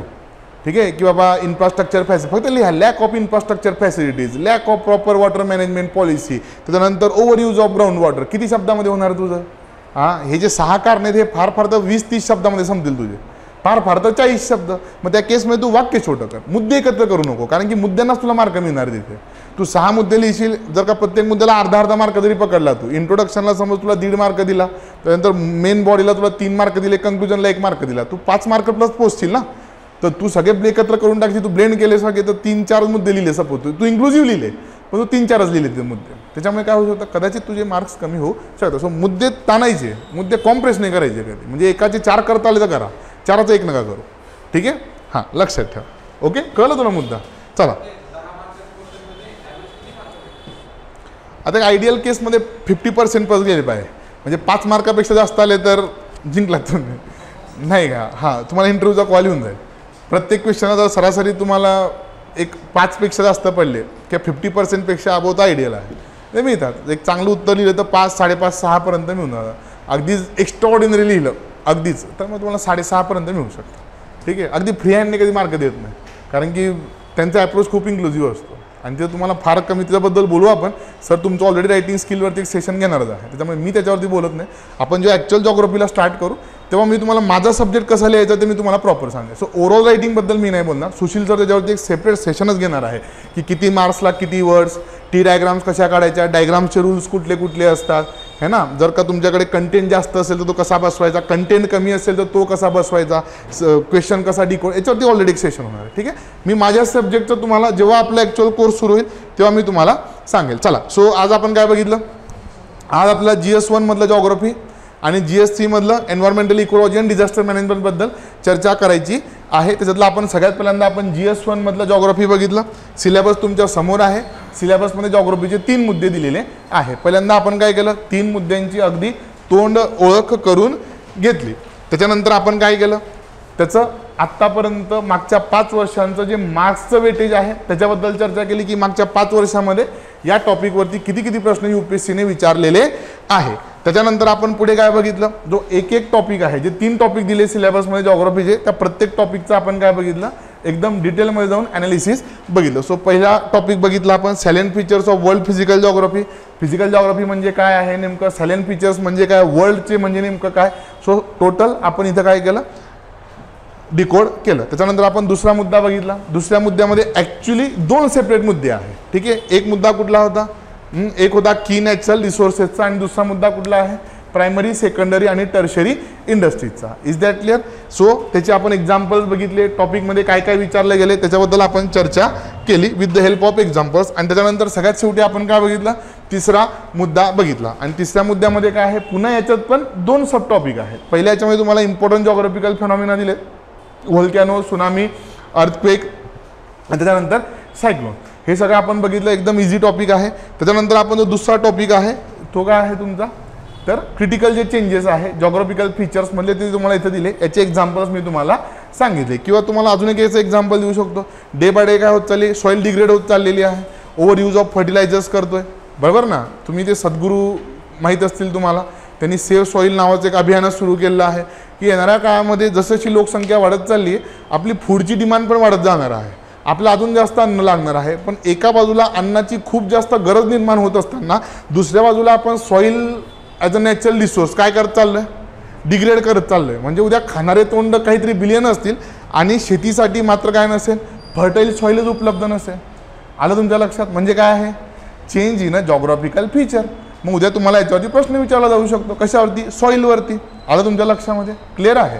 मग असे आजूबाजूला बघा रे, तुमच्या आजूबाजूला काय होतं आहे, कुठले कुठले जॉग्राफिकल फीचर्स चेंज होत आहे, त्या समस्या, त्याच्यावरचे सोल्युशन, ते तुम्हाला जे पेपरमध्ये जाऊन उतरवायचे आहे. Is that clear. आणि त्याच्यानंतर आपण काय बघितलं, एक क्वेश्चन घेतला, तो क्वेश्चन पूर्ण समजून घेतला, तो डिकोड केला, त्याचा आन्सर कसं लिहायचं. ठीक आहे. आता हाच जर का तुम्हाला इंडियाच्या कॉन्टेक्स्टमध्ये असता तर तुम्ही टिपिकली इथे एक्झाम्पल्स दिले असते, गंगा, ब्रह्मपुत्रा, गोदावरी, है ना, की बाबा हिमालयातल्या ओरिजिनल कुठल्या आहेत, पेनिन्सुलर इंडियावरच्या रिव्हर्स कुठल्या कुठल्या आहेत, त्यांचे प्रॉब्लेम्स आपण इथे एक्झाम्पल्स पण दिले असते, है ना. जसं की यमुना नदी काय झाली आहे, जी दिल्लीतून वाहते, त्याच्यामध्ये प्रचंड पोल्युशन झालं. तुम्ही इथं केस स्टडीज तुम्ही एक्झाम्पल टाकू शकले, पण काय होता, वर्ल्डच्या कॉन्टेक्स्टमध्ये होता. आपल्या एक्झाम्पल येता आले का नाही, वर्ल्ड फार विस्तृत आहे, बरोबर का. तरी आपण एक एक्झाम्पल इथं देऊ शकतो, पण ते आपण पुढच्या वेळेस बघूया जेव्हा आपण आन्सर रायटिंग करतो. जसं मी तुम्हाला सांगितलं, आन्सर रायटिंगचे टप्पे आहे ते तुम्हाला असं एकदम सवय नाही लागत. प्रश्न वाचल्यानंतर फोकस आणि लोकस, सगळ्यात पहिल्यांदा त्या क्वेश्चनच्या पुढे तुम्हाला सुरुवातीला ते लिहावंच लागेल. प्रश्न वाचल्यानंतर क्वेश्चनच्या फोकसला गोल करा. सिलेबसमध्ये कुठून आला आहे त्याचं लोकेशन तिथे लिहा की बाबा रिसोर्सेसवरचा प्रश्न आहे आणि फोकस फ्रेश वॉटर आहे. तेच तुम्ही इंट्रोमध्ये उतरवाल. त्याच्यानंतर मग हळू तुम्हाला क्वेश्चन डिकोड करायला सुरुवात होईल. त्याच्यानंतर जेव्हा तुम्ही 50-100 आन्सर्स लिहाल त्याच्यानंतर पुढचा टप्पा असतो. काय टप्पा असतो? आन्सर लिहिताना बॅक ऑफ द माइंड एक गोष्ट असली पाहिजे. काय? मी कुठे एक्झाम्पल्स पुट करू शकतो, मी कुठे डायग्राम्स काढू शकतो. पण काय आहे, हे प्रॅक्टिसमधनं येणार आहे. तुम्हाला मी आता इथं कितीही सांगितलं की 10 मुद्दे किंवा 10 पॉईंट सगळ्यात उत्तम उत्तर कशी लिहावे असं नाही. तो प्रॅक्टिसचा भाग आहे. मी इथून तुम्हाला समजवू शकतो का ॲक्सिलेटर दाबायचं नाही का, मग ब्रेक आणि मग क्लच नाही. तो जेव्हा तू ॲक्च्युअल स्टेअरिंगवर बसशील तेव्हाच आहे. सो जेव्हा आपलं एकदा आन्सर रायटिंग सुरू होईल तुम्हाला मी अजून काही चांगल्या चांगल्या टिप्स देईन. ठीक आहे, की तुम्ही काय काय करणं अपेक्षित आहे. सो अशा पद्धतीने आपण काय केलं, GS1चा सिलेबस पूर्ण डिकोड केलेला आहे. ओके, चला आता तुमच्याजवळ जी PDF आहे त्या PDF मध्ये GS3 काढा. चला, GS3 मध्ये एन्व्हायरमेंटल इकॉलॉजी आणि डिझास्टर मॅनेजमेंटचे फक्त 2 मुद्दे आहेत. त्याच्याबद्दल आपण चर्चा करू. त्याच्यावरचा पण एक प्रश्न आपण सोडवण्याचा प्रयत्न करू. चला काढा. काढला syllabus GS3. Okay, most of the part काय आहे, इकॉनॉमिक्स आहे. त्याच्यानंतर सायन्स टेक आहे. ओके, वाय कुमार सर समजा तुम्हाला ते घेतीलच. ठीक आहे, सुशील सर घेतील इकॉनॉमिक्सचा पार्ट वगैरे. ठीक आहे, त्याच्यानंतर इंटरनल सिक्युरिटी एक दिलेला आहे. त्याच्यामध्ये आपले फक्त 2 मुद्दे, आपले म्हणजे जे मी शिकवतो. ठीक आहे, एन्व्हायरमेंटल इकॉलॉजी आणि डिझास्टर मॅनेजमेंट. तुम्हाला की सर मग परीक्षेला आपले म्हणजे एवढेच करायचे का, बाकी आपले म्हणजे जेवढे मी शिकवणार आहे तेवढे त्यात 2 मुद्दे आहे. ठीक आहे, कुठले तर पहिला आहे तुमचा कॉन्झर्वेशन. शब्द छोटा आहे, अर्थ खूप मोठा आहे, याचा विस्तृत आहे एकदम, चर्चा करूयात. त्याच्यानंतर आहे एन्व्हायरमेंटल पोल्युशन, पूर्ण करंट बेस्ड टॉपिक आहे. आणि पुढचं आहे degradation, environmental impact assessment. Okay, so पहिल्याच मुद्द्यामध्ये तुम्हाला 4 मुद्दे दिलेत. ठीक आहे, सो हा दिसताना तुम्हाला सिंगल पॉईंट दिसतोय पण तो सिंगल पॉईंट नाही आहे. त्याच्यामध्ये तुम्हाला 4 सब पॉईंट आहे. पहिला आहे कॉन्झर्वेशन, दुसरा आहे एन्व्हायरमेंटल पोल्युशन, तिसरा आहे डिग्रेडेशन आणि चौथा आहे एन्व्हायरमेंटल इम्पॅक्ट असेसमेंट. ठीक आहे,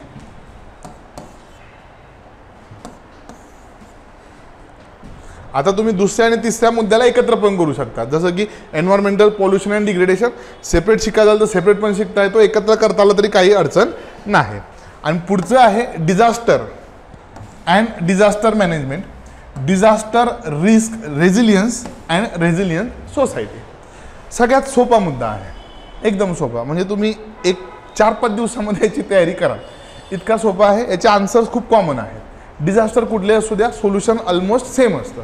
पूर आला तर काय करायचं, भूकंप आला तर काय करायचं, आगीच्या घटना घडल्या तर काय करायचं, फ्लड्स आले तर काय करायचं, थोड्याफार फरकाने काय आहेत, सोल्युशन सेमच आहेत.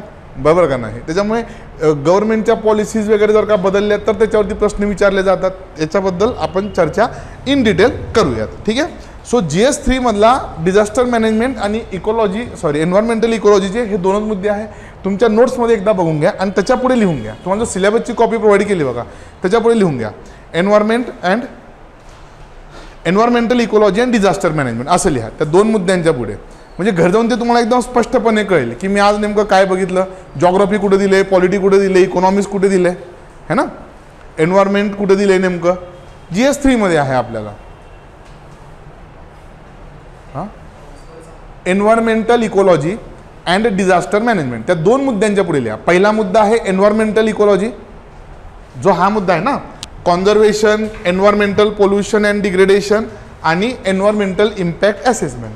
याच्या पुढे लिहायचं एन्व्हायरमेंटल इकॉलॉजी, पर्यावरणीय पारिस्थितिकी, जे मराठीमध्ये प्रिपरेशन करता. काय लिहायचं, पर्यावरणीय पारिस्थितिकी. हां, तुम्हाला जर का एखाद्या शब्दाचा अर्थ नाही कळला तर मला विचारून घ्या. ठीक आहे, ओगाओगामध्ये कदाचित असं होऊ शकतं की सांगायचं राहून गेला. ठीक आहे, लाजायचं नाही. जे इंग्लिशमध्ये लिहित आहे त्यांचं इंग्लिश आम्हाला खूप चांगलं माहीत आहे. ठीक आहे, हां, त्यामुळे इंग्लिशमध्ये मुळीच घाबरू नका. 5वी पहिलीपासून इंग्रजी शिकले तरी तुम्हाला इंग्रजी बोलता येत नाही. बरोबर का नाही, ते असो, त्याच्याबद्दल आपण नंतर चर्चा करू.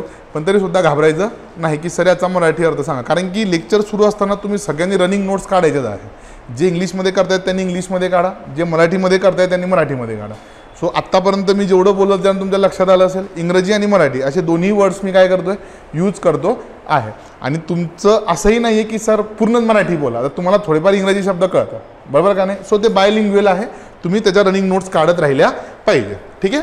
सो हा जो पहिला मुद्दा आहे त्याच्यापुढे तुम्हाला लिहायचा आहे एन्व्हायरमेंटल इकोलॉजी, आणि दुसरा जो मुद्दा आहे त्याच्यापुढे लिहायचा आहे डिझास्टर मॅनेजमेंट. काय लिहायचं, डिझास्टर मॅनेजमेंट. याला मराठीमध्ये म्हणतात आपत्ती निवारण. काय म्हणायचं, आपत्ती निवारण. मग खूप वेगवेगळ्या प्रकारची आपत्ती आहे. न्यूजपेपर बघतायत का, टी व्ही बघतायत का, न्यूज चॅनल बघतायत का, प्रिंट मीडिया तुम्ही सगळे बघत असाल. आजकाल स्वरूप बदलले बातम्यांचे.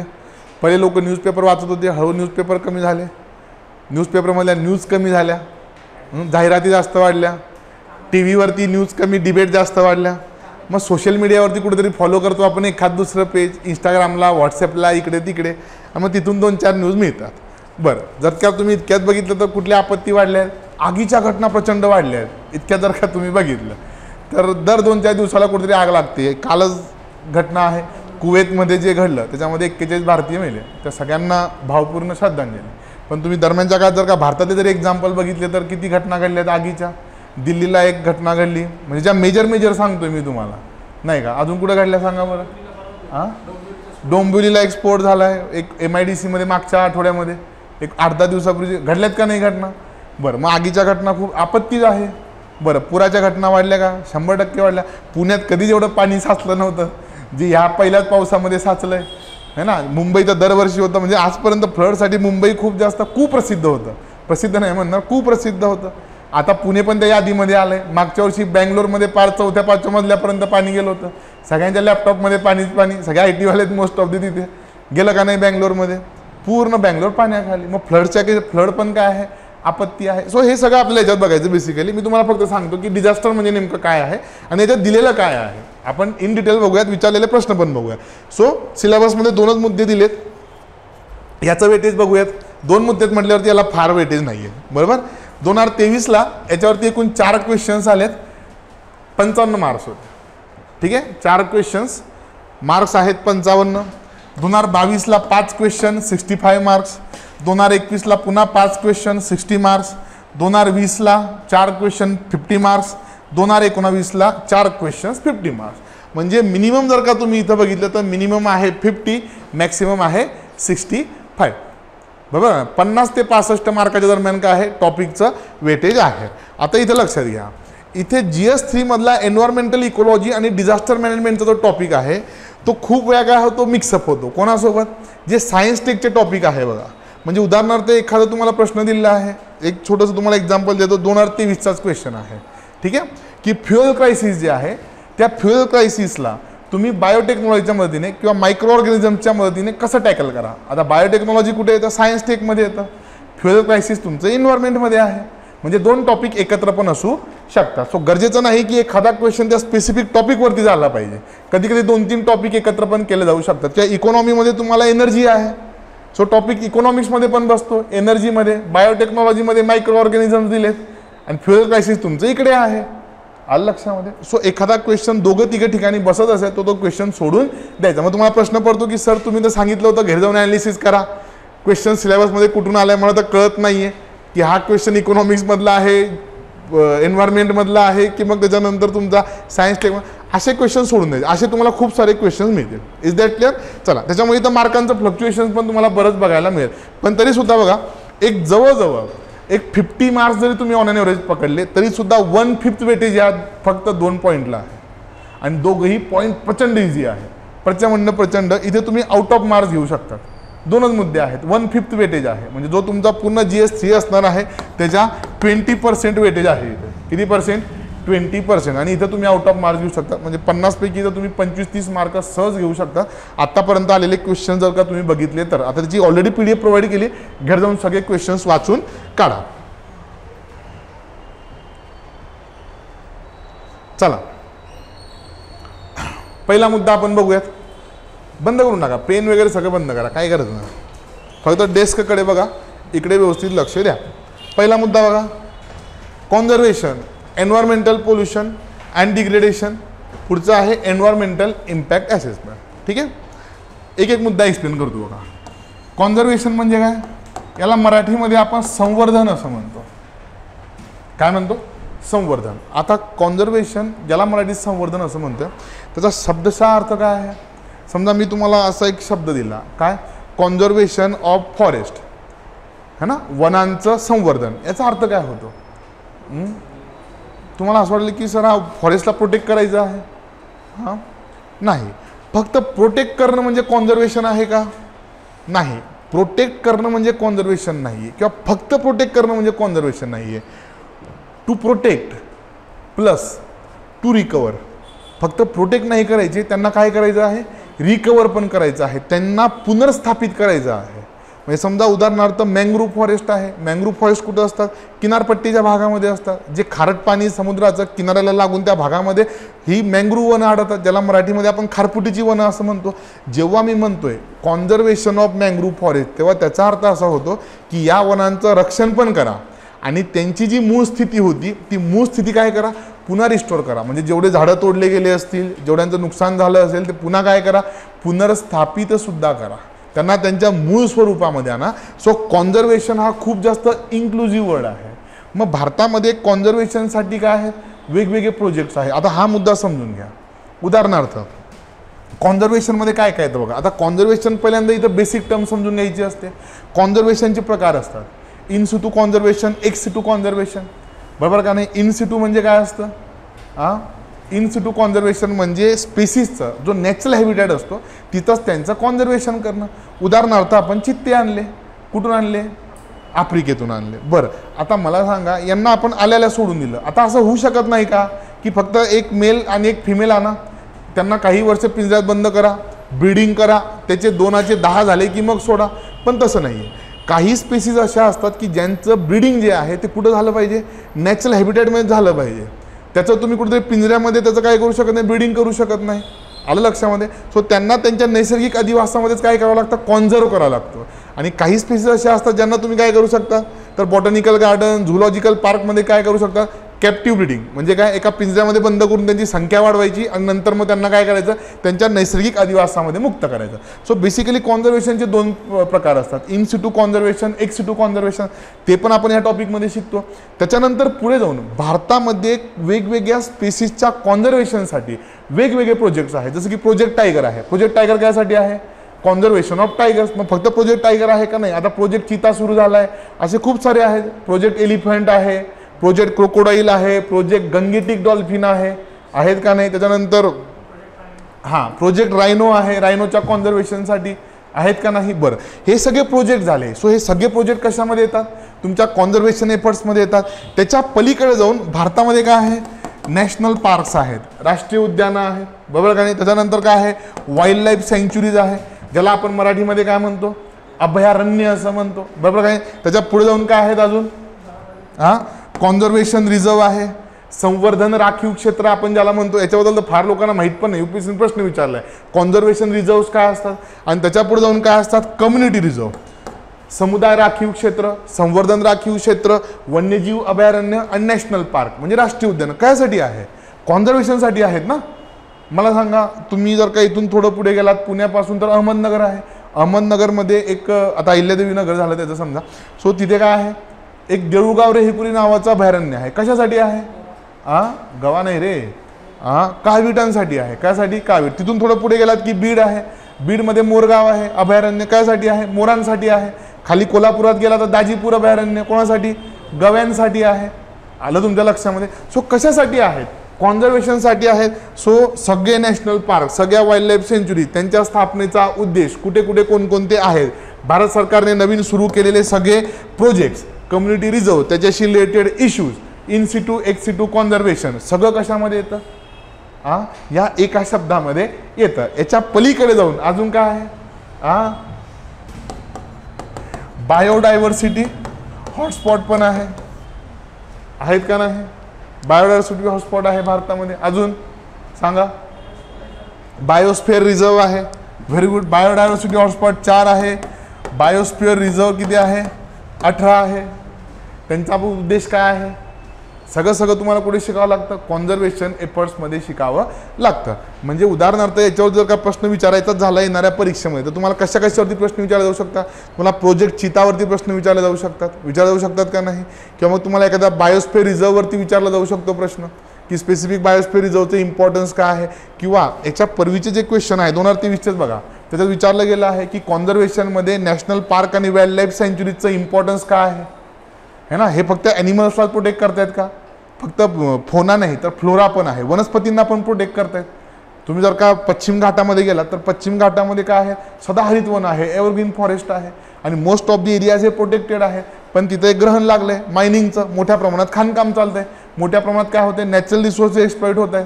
कॉन्झर्वेशनचा जो भारत सरकारचा मूळ उद्देश आहे तो बायपास केला जातो आहे.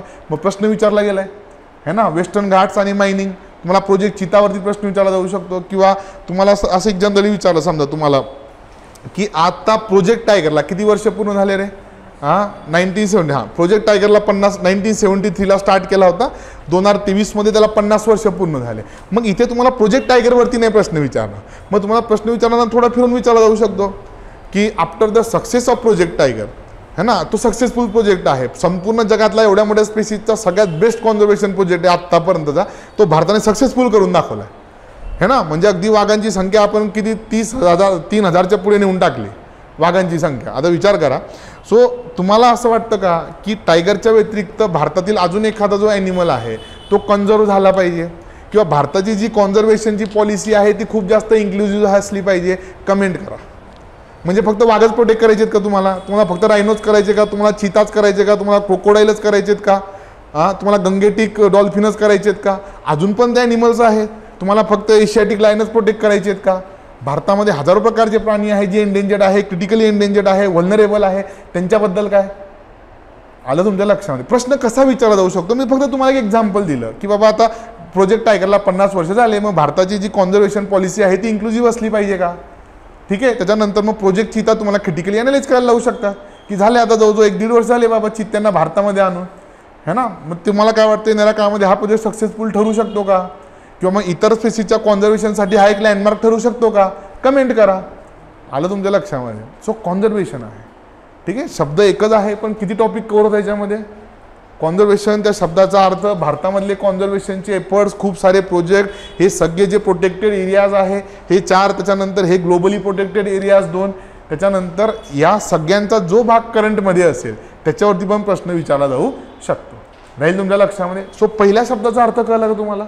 कॉन्झर्वेशन. चला, एन्व्हायरमेंटल पोल्युशन अँड डिग्रेडेशन. समजा डिग्रेडेशन थोडा वेगळा टॉपिक आहे पण तरी तो एकत्र दिला आहे त्यांनी सिलेबसमध्ये. आता किती प्रकारचे पोल्युशन आहे? पोल्युशन आपल्याला माहीत असलेलं ध्वनी प्रदूषण, वायू प्रदूषण, जल प्रदूषण, हवा प्रदूषण, बस. त्याच्या पलीकडे असतात का? तुम्ही कधी लाईट पोल्युशन ऐकले का? प्रकाश प्रदूषण. तुम्हाला की सर प्रकाशामुळे पण प्रदूषण होतं.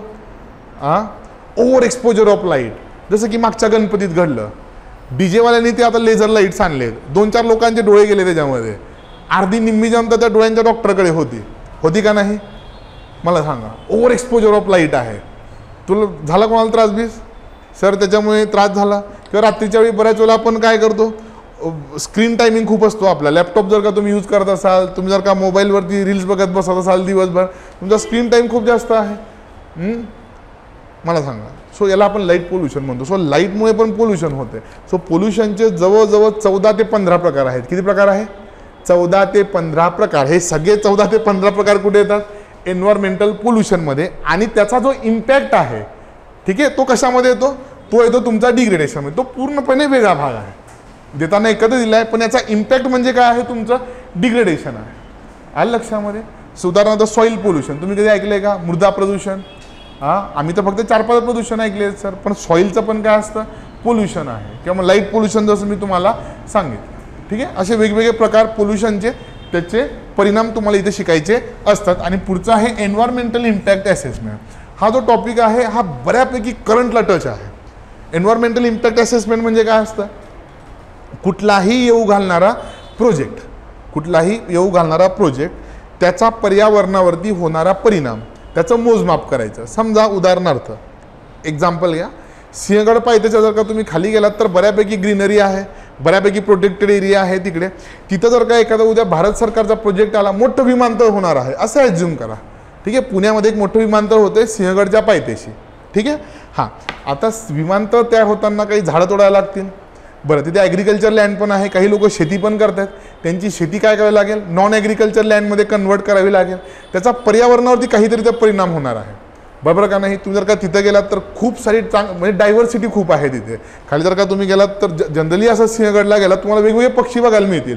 म्हणजे किंगफिशर सारखे काही दुर्मिळ पक्षी पण तिथे तुम्हाला बघायला मिळतील, नाही का. मग एवढी सगळी बायोडायव्हर्सिटी असताना तिथे एवढा मोठा प्रोजेक्ट आल्यानंतर मोठ्या प्रमाणात डिफॉरेस्टेशन होईल.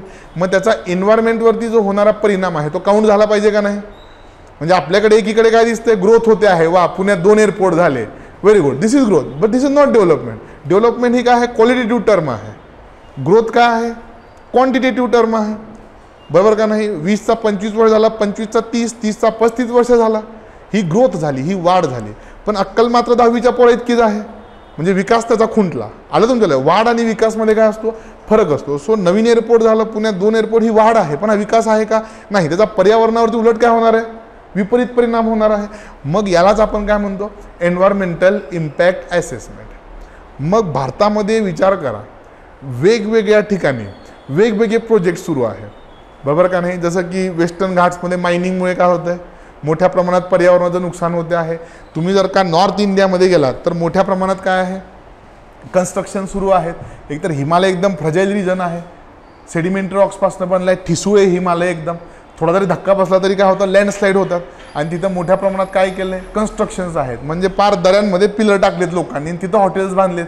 उद्या का थोडा जरी भूकंपाचा धक्का बसला तर सगळे खाली जातील ना, जातील का नाही मला सांगा. सो हिमालयातले प्रोजेक्ट्स असतील किंवा वेस्टर्न घाट्समधले प्रोजेक्ट्स असतील किंवा हिमालय वेस्टर्न घाट्स पण जाऊ द्या. जनरली जर का तुम्ही सेंट्रल इंडियामध्ये जरी गेला तरी सेंट्रल इंडियामध्ये जिथं जिथं मायनिंग केलं जातं, जिथं जिथं खाणकाम केलं जातं, तिथं मोठ्या प्रमाणात पर्यावरणाचं नुकसान होतंच. खाणकाम करताना काय करतात, डिफॉरेस्टेशन करतात, सगळी जमीन मोकळी करतात, JCBने सगळं उरकून काढतात.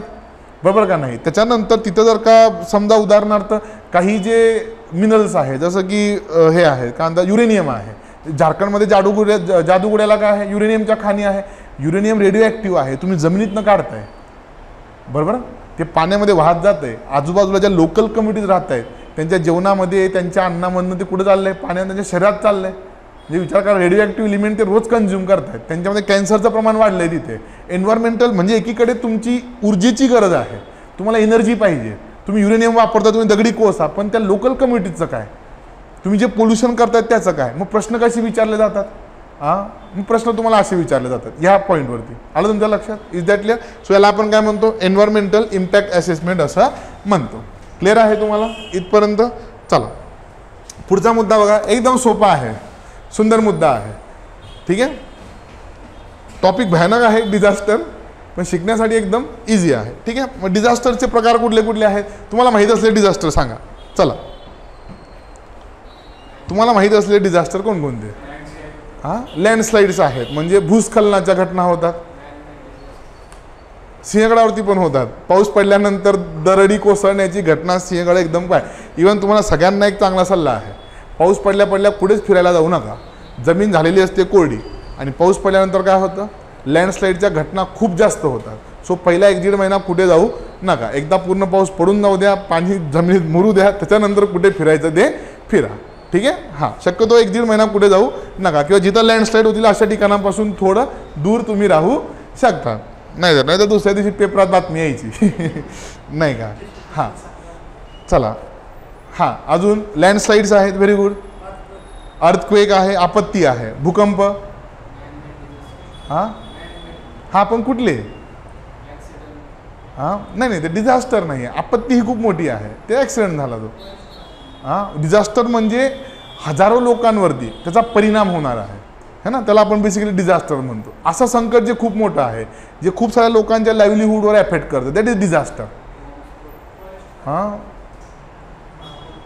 डिझास्टर्समध्ये येऊ शकतं समजा, पण इथे तुम्हाला काय म्हटलंय, मोस्टली आत्तापर्यंत जे प्रश्न आहे ते नॅचरल डिझास्टर्सवरती विचारले गेले, है ना. मॅनमेड डिझास्टर्सवरती क्वचित एखाद दुसरा क्वेश्चन आला आहे. पण मॅनमेड डिझास्टर्स पण आहे. अजून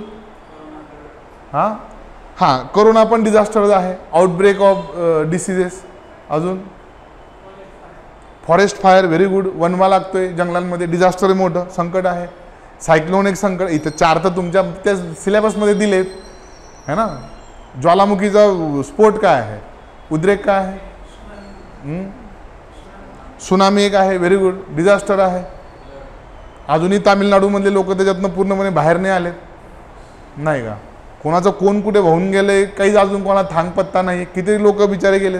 किंवा जे याला झालं होतं उत्तराखंडमध्ये नाही का 2013ला फ्लॅश फ्लड्स ज्याला आपण म्हणतो, पाण्यासोबत गाळसुद्धा वाहून येतो त्याला फ्लॅश फ्लड्स म्हणतात नाही का. सो फक्त पाणी नाही आलं, पाण्यासोबत सगळा चिखल गाळ पण खाली आला, फ्लॅश फ्लड. किती लोक दबले त्याच्यात, कितीच्या तर डेड बॉडी पण सापडलेलं नाही. अजून पण लोक शोधत आहेत त्यांना की असं असू शकतं, वाचलं असेल म्हणून होप्स असतात लोकांना है ना. अजून ते ऑफिशियल आकडा 5000चा आहे. त्याच्यानंतर सरकारने रजिस्ट्रेशन कंपल्सरी केलं की माहीत पाहिजे की वरती कोण गेलं आहे. म्हणजे जेव्हा तुम्ही जातात अशा ठिकाणी तेव्हा खाली रजिस्ट्रेशन केलं जातं, ऑनलाईन रजिस्ट्रेशन आहे. म्हणजे अशी जर का दुर्घटना घडली तर तुम्हाला एक अंदाज येतो की त्या दिवशी तिथं किती लोक उपस्थित होते. तोपर्यंत रजिस्ट्रेशन नव्हतं. तसं ऑफिशियल आकडा 5000. ज्यांच्या डेड बॉडीज मिळाल्या ते 5000 आहे. ज्यांच्या मिळालं नाही ते तर तुम्ही विचार करा म्हणजे तो आकडा किती मोठा असेल, किती मोठं डिझास्टर होतं ते. म्हणजे एका वेळी तिथं कधी कधी असं होतं की 40 ते 50,000 लोक पण वरती असतात त्या पूर्ण एरियामध्ये, वरती हिमालयामध्ये एका दिवसाची कॅपॅसिटी. तर विचार करा त्या दिवशी जर का मीडियम क्राऊड जरी असेल, 20-25,000 लोक जरी असतील तरी विचार करा तुम्ही किती लोक तिथून वाहून गेले असतील. हां बरं, अजून फ्लॅश फ्लड सारख्या घटना, ढगफुटी आहे व्हेरी गुड. ढगफुटी ही खूप वेगळी कन्सेप्ट आहे ॲक्च्युली. पण कालच्या न्यूजपेपरमध्ये आलं तर पुण्यात ढगफुटी नाही, ढगफुटी अशी नसते. एवढी छोटी ढगफुटी, थोडा जोरात पाऊस आला की आता मीडियावाले काय पत्रकार, स्थानिक पत्रकार, त्यांना काय काय ते छापून जॉग्रफीच्या मास्तरांना म्हणजे ढगफुटी काय असते. ढगफुटीमध्ये काही मिनिटामध्ये काही इंचेसमध्ये पाऊस पडतो. तुम्हाला काही कळायच्या आत तुमच्या घरात पाणी घुसलेलं असेल त्याला ढगफुटी म्हणतात. ट्रिमेंडस एकदम भयानक पाऊस पडतो. हे जोरात पाऊस खिडक्या बिडक्या वाजायला लागली की पुण्यात ढगफुटी. ढगफुटी अशी नसते, चुकीची बातमी होती ती. पण ढगफुटी एक मोठं डिझास्टर आहे. ढगफुटी प्रामुख्याने कुठे होते, हिली रिजन्समध्ये होते. ठीक आहे, हिली रिजन्स म्हणजे वेस्टर्न घाट्स असेल, हिमालयात असेल, जिथं उंच उंच पर्वतरांगा असतात. आपण जॉग्रफीमध्ये शिकणार आहोत की नेमकं ढगफुटी कशामुळे होते. हेल स्टॉर्म्स आहे, गारा पडणे व्हेरी गुड. अजून स्टॉर्म्स पण असतात ना, सँड स्टॉर्म्स ऐकलेत का, प्रामुख्याने राजस्थान वगैरे मध्ये येतात पण ते आकाराने छोटे असतात.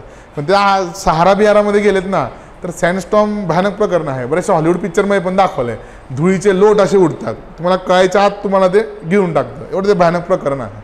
म्हणजे जसं याच्यात असतात बघा माउंटेन्समध्ये कधीही ग्लेशियर्स काय होतात, सरकतात बरोबर ना. तुम्ही बघितलं असेल बऱ्याच वेळेला बर्फावरनं ते स्कीइंग करत चाललाय आणि एकदम काय झालं, बर्फ खाली आला.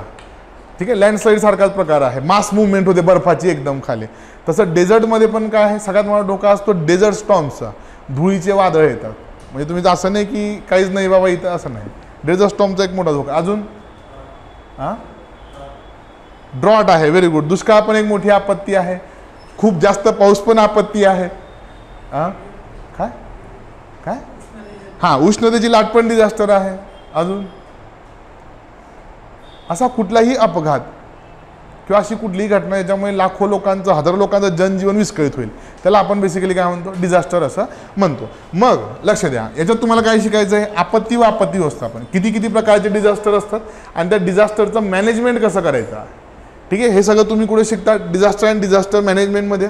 आपत्ती, जोखीम, लवचिकपणा आणि लवचिक समाज. ठीक आहे, याच्यामध्ये ॲडमिनिस्ट्रेशनचा पण थोडा पार्ट आहे. सरकारच्या कुठल्या पॉलिसीज आहे, सुनामी आली तर कुठल्या पॉलिसीज आहे, किंवा फ्लड्स आले तर कुठल्या पॉलिसीज आहे. तुम्ही सगळ्यांनी नॅशनल डिझास्टर फोर्स ऐकली असेल, रिलीफ फोर्स NDRF ऐकली असेल, SDRF ऐकलं असेल. सो सरकारने आत्तापर्यंत केलेले सगळे प्रयत्न कशामध्ये येतं, डिझास्टर मॅनेजमेंटमध्ये. ते एकदम सिम्पल, छोटा, एकदम भारी टॉपिक आहे. ठीक आहे, चला. सो हे दोनच टॉपिक आहेत जे आपण GS3 मध्ये म्हणजे मी तुमचे कव्हर करून देणार आहे. ओके, इथपर्यंत कोणाला काही अडचण आहे का. बरं चला, जसं आपण GS1 वरती एक क्वेश्चन बघितला होता, इथं पण आपल्याला एक क्वेश्चन बघायचा आहे बघा.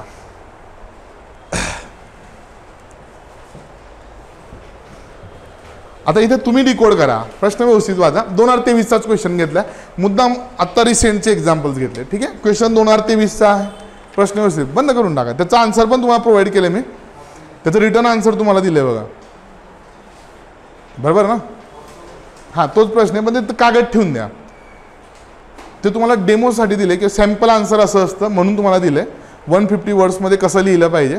अदरवाईज तो पेपर ठेवून द्या. हे सगळं झाल्यावरती घरी जाऊन तो पेपर बघा तुम्ही. ठीक आहे, पहिले जर उत्तर बघितलं तर मग त्याच्यात तो क्रक्स निघून जाईल है ना. शिकण्यासाठी आलो आहे आपण इथे.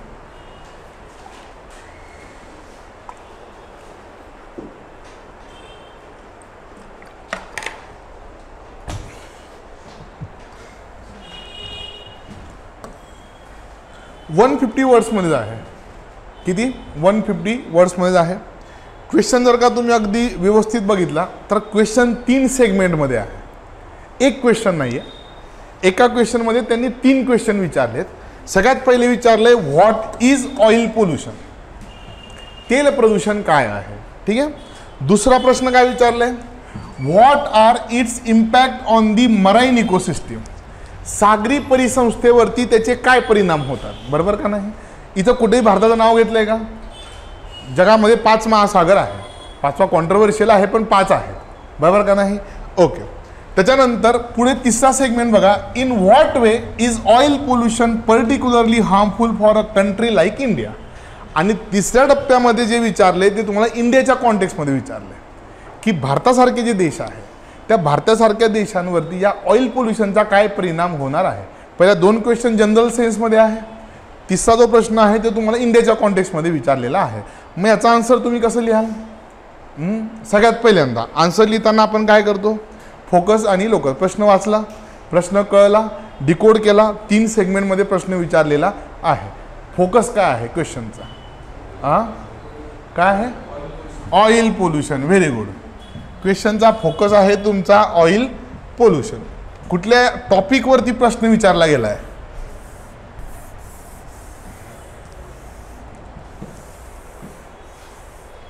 क्वेश्चनचा फोकस आहे ऑइल पोल्युशन. सिलेबसमध्ये कुठून आला आहे. आता याचं लोकेशन शोधा. लोकस. आता बघा तुम्हाला की सर लोकेशनची काय गरज आहे. लोकसची गरज आहे. का गरज आहे लोकसची. तुम्हाला कॉन्टेक्स्ट कळतो. बरोबर ना, की सिलेबसमध्ये तो नेमका कुठून आला आहे आणि लिहिताना तो कसा लिहायचा आहे. आलं लक्षामध्ये. हां चला. सो व्हॉट सॉरी हां तिसऱ्याच्यात काय, हां फोकस काय आहे. सिलेबस आपण ऑलरेडी बघितला आहे. सिलेबसचा पहिला जो मुद्दा आहे कॉन्झर्वेशन, दुसरा एन्व्हायरमेंटल पोल्युशन. याच्यावरती तो प्रश्न आलेला आहे. सो लोकस कुठे आहे, GS 3 मधला क्वेश्चन आहे. एन्व्हायरमेंटल इकोलॉजीवरचा हा प्रश्न आहे. चला फोकस झालं, लोकस झालं. आता जसं मी तुम्हाला सुरुवातीला सांगितले की उत्तराच्या इंट्रोडक्शनमध्ये आपण काय लिहितो, फोकस किंवा लोकस लिहितो. इंट्रोड्यूस करा पहिल्यांदा. मग सुरुवातीलाच तुम्ही काय लिहाल, ऑइल पोल्युशन म्हणजे काय. काय लिहाल तुम्ही, ऑइल पोल्युशन म्हणजे काय. आता ऑइल पोल्युशनची जी स्टँडर्ड डेफिनेशन आहे ती कोणी प्रोव्हाइड केली तुम्हाला, United Nations office of disaster relief. Disaster रिलीफचं जे ऑफिस आहे त्या ऑफिसने काय केली, ऑलरेडी युनायटेड नेशन्सने ऑइल पोल्युशन डिफाईन केलेलं आहे.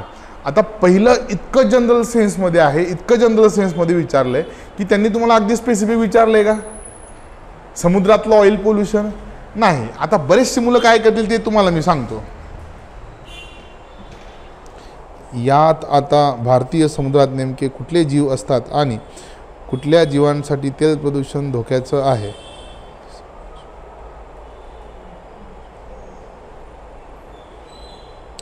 बरोबर बरोबर सांगतो.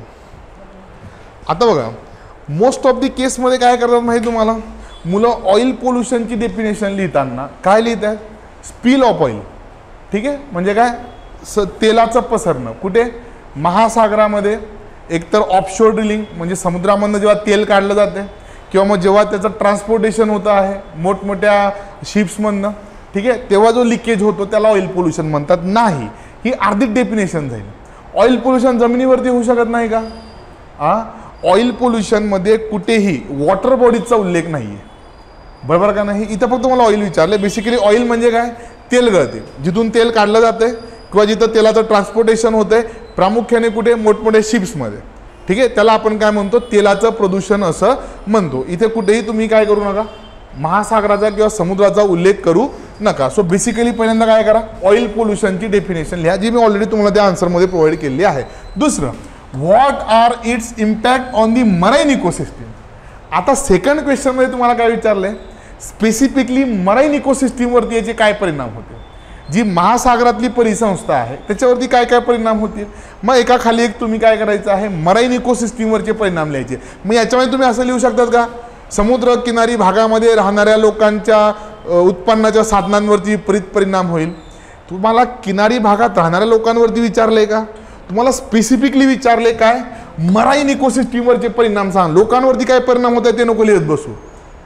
आलं लक्षामध्ये. So decode the question. मग फक्त मराईन इकोसिस्टीम बद्दल लिहायचं आहे. मग काय काय लिहाल तुम्ही. सगळ्यात पहिला मुद्दा, खूप काही सेन्सिटिव्ह इकोसिस्टीम आहेत, जसं की प्लँक्टन्स आहेत, मँग्रूव्ज आहे, एस्च्युरीज आहे, त्या काय होतील, नष्ट होतील. दुसरं काय होईल, त्यांचा हॅबिटेट लॉस होईल.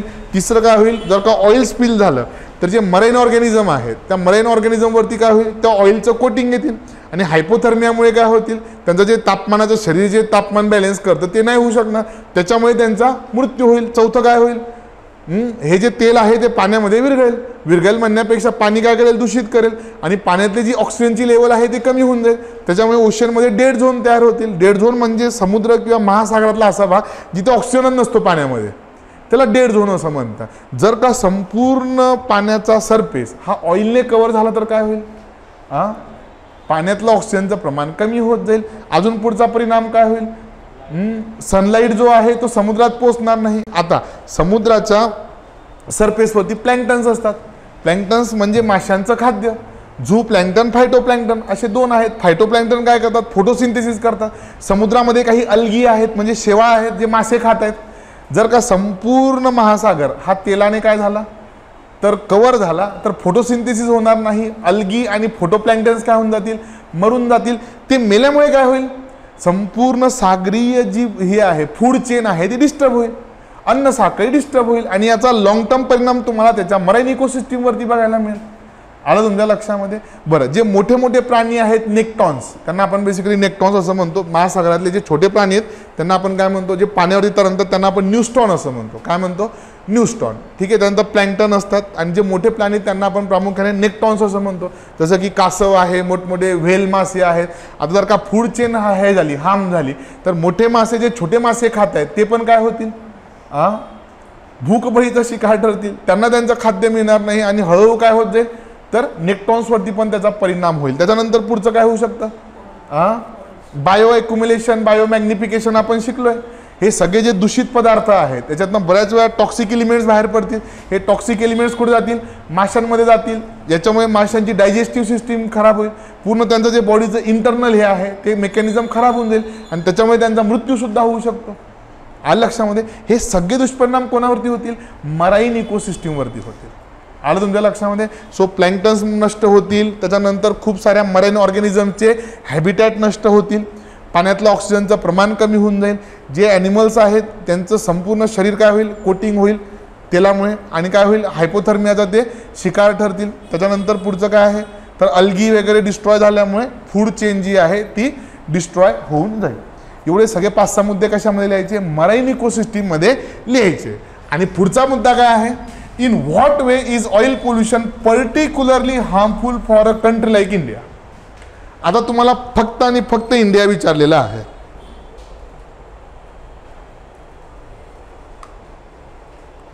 ठीक आहे. आता फक्त आणि फक्त काय विचारलंय, इंडिया विचारलंय. मग इथं लिहिताना सुरुवातीला काय लिहा, India has a vast sea coast. भारताला जवळजवळ 7,500 किलोमीटरचा काय आहे, समुद्र किनारा आहे. त्याच्यामुळे ऑइल पोल्युशन किंवा जे तेलाचं प्रदूषण आहे ते भारतासारख्या देशांसाठी काय आहे, खूप जास्त संवेदनशील आहे.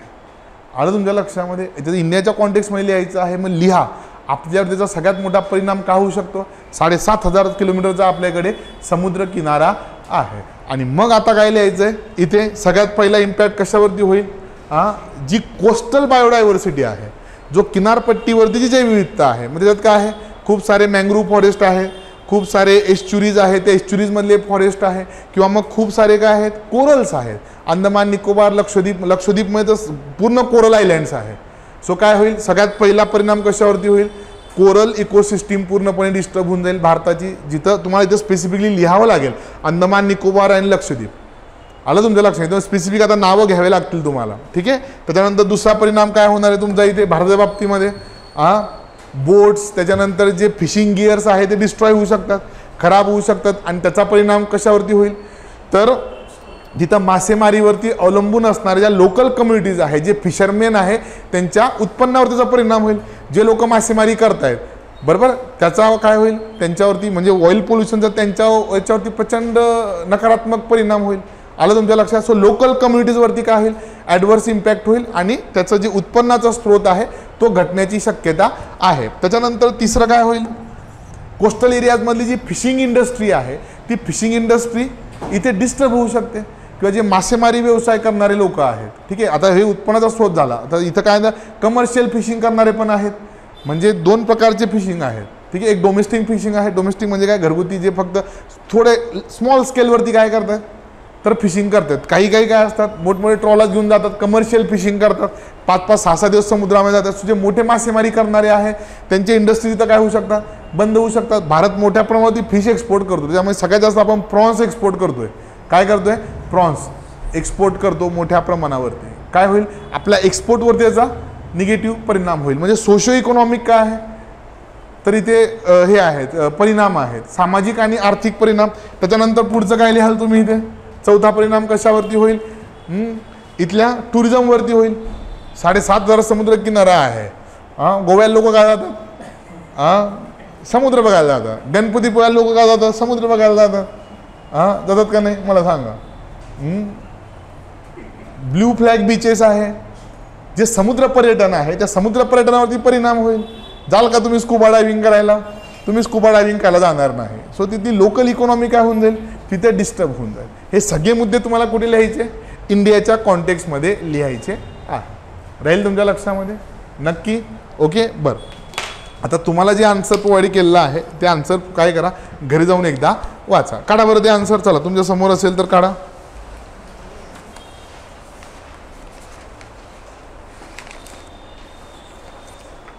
हां, हे हँडरायटिंग माझं नाही, पहिले सांगतो. हे ऋषी सरांचं हँडरायटिंग आहे, माझं नाही. ठीक आहे. ऋषी सरांचा पेपर या, त्यांनी लिहून दिले. माझं अक्षर कदाचित तुम्हाला कळलं नसतं म्हणून मी ते काही लिहिलेलं नाही. रिडेबल आहे पण तरी असो. चला याच्यावरनं तुमच्या लक्षात आलंच असेल. ठीक आहे. बघा सुरुवातीला आपण काय दिलंय, according to United Nations disaster risk reduction,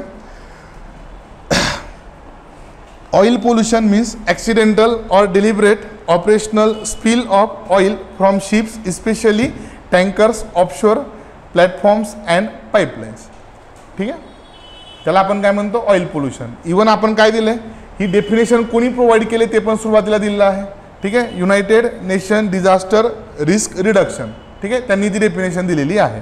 खाली बघा काय लिहिले, दुसराच मुद्दा, impact on marine ecosystem. Marine इकोसिस्टीमवरती काय काय परिणाम होणार आहे.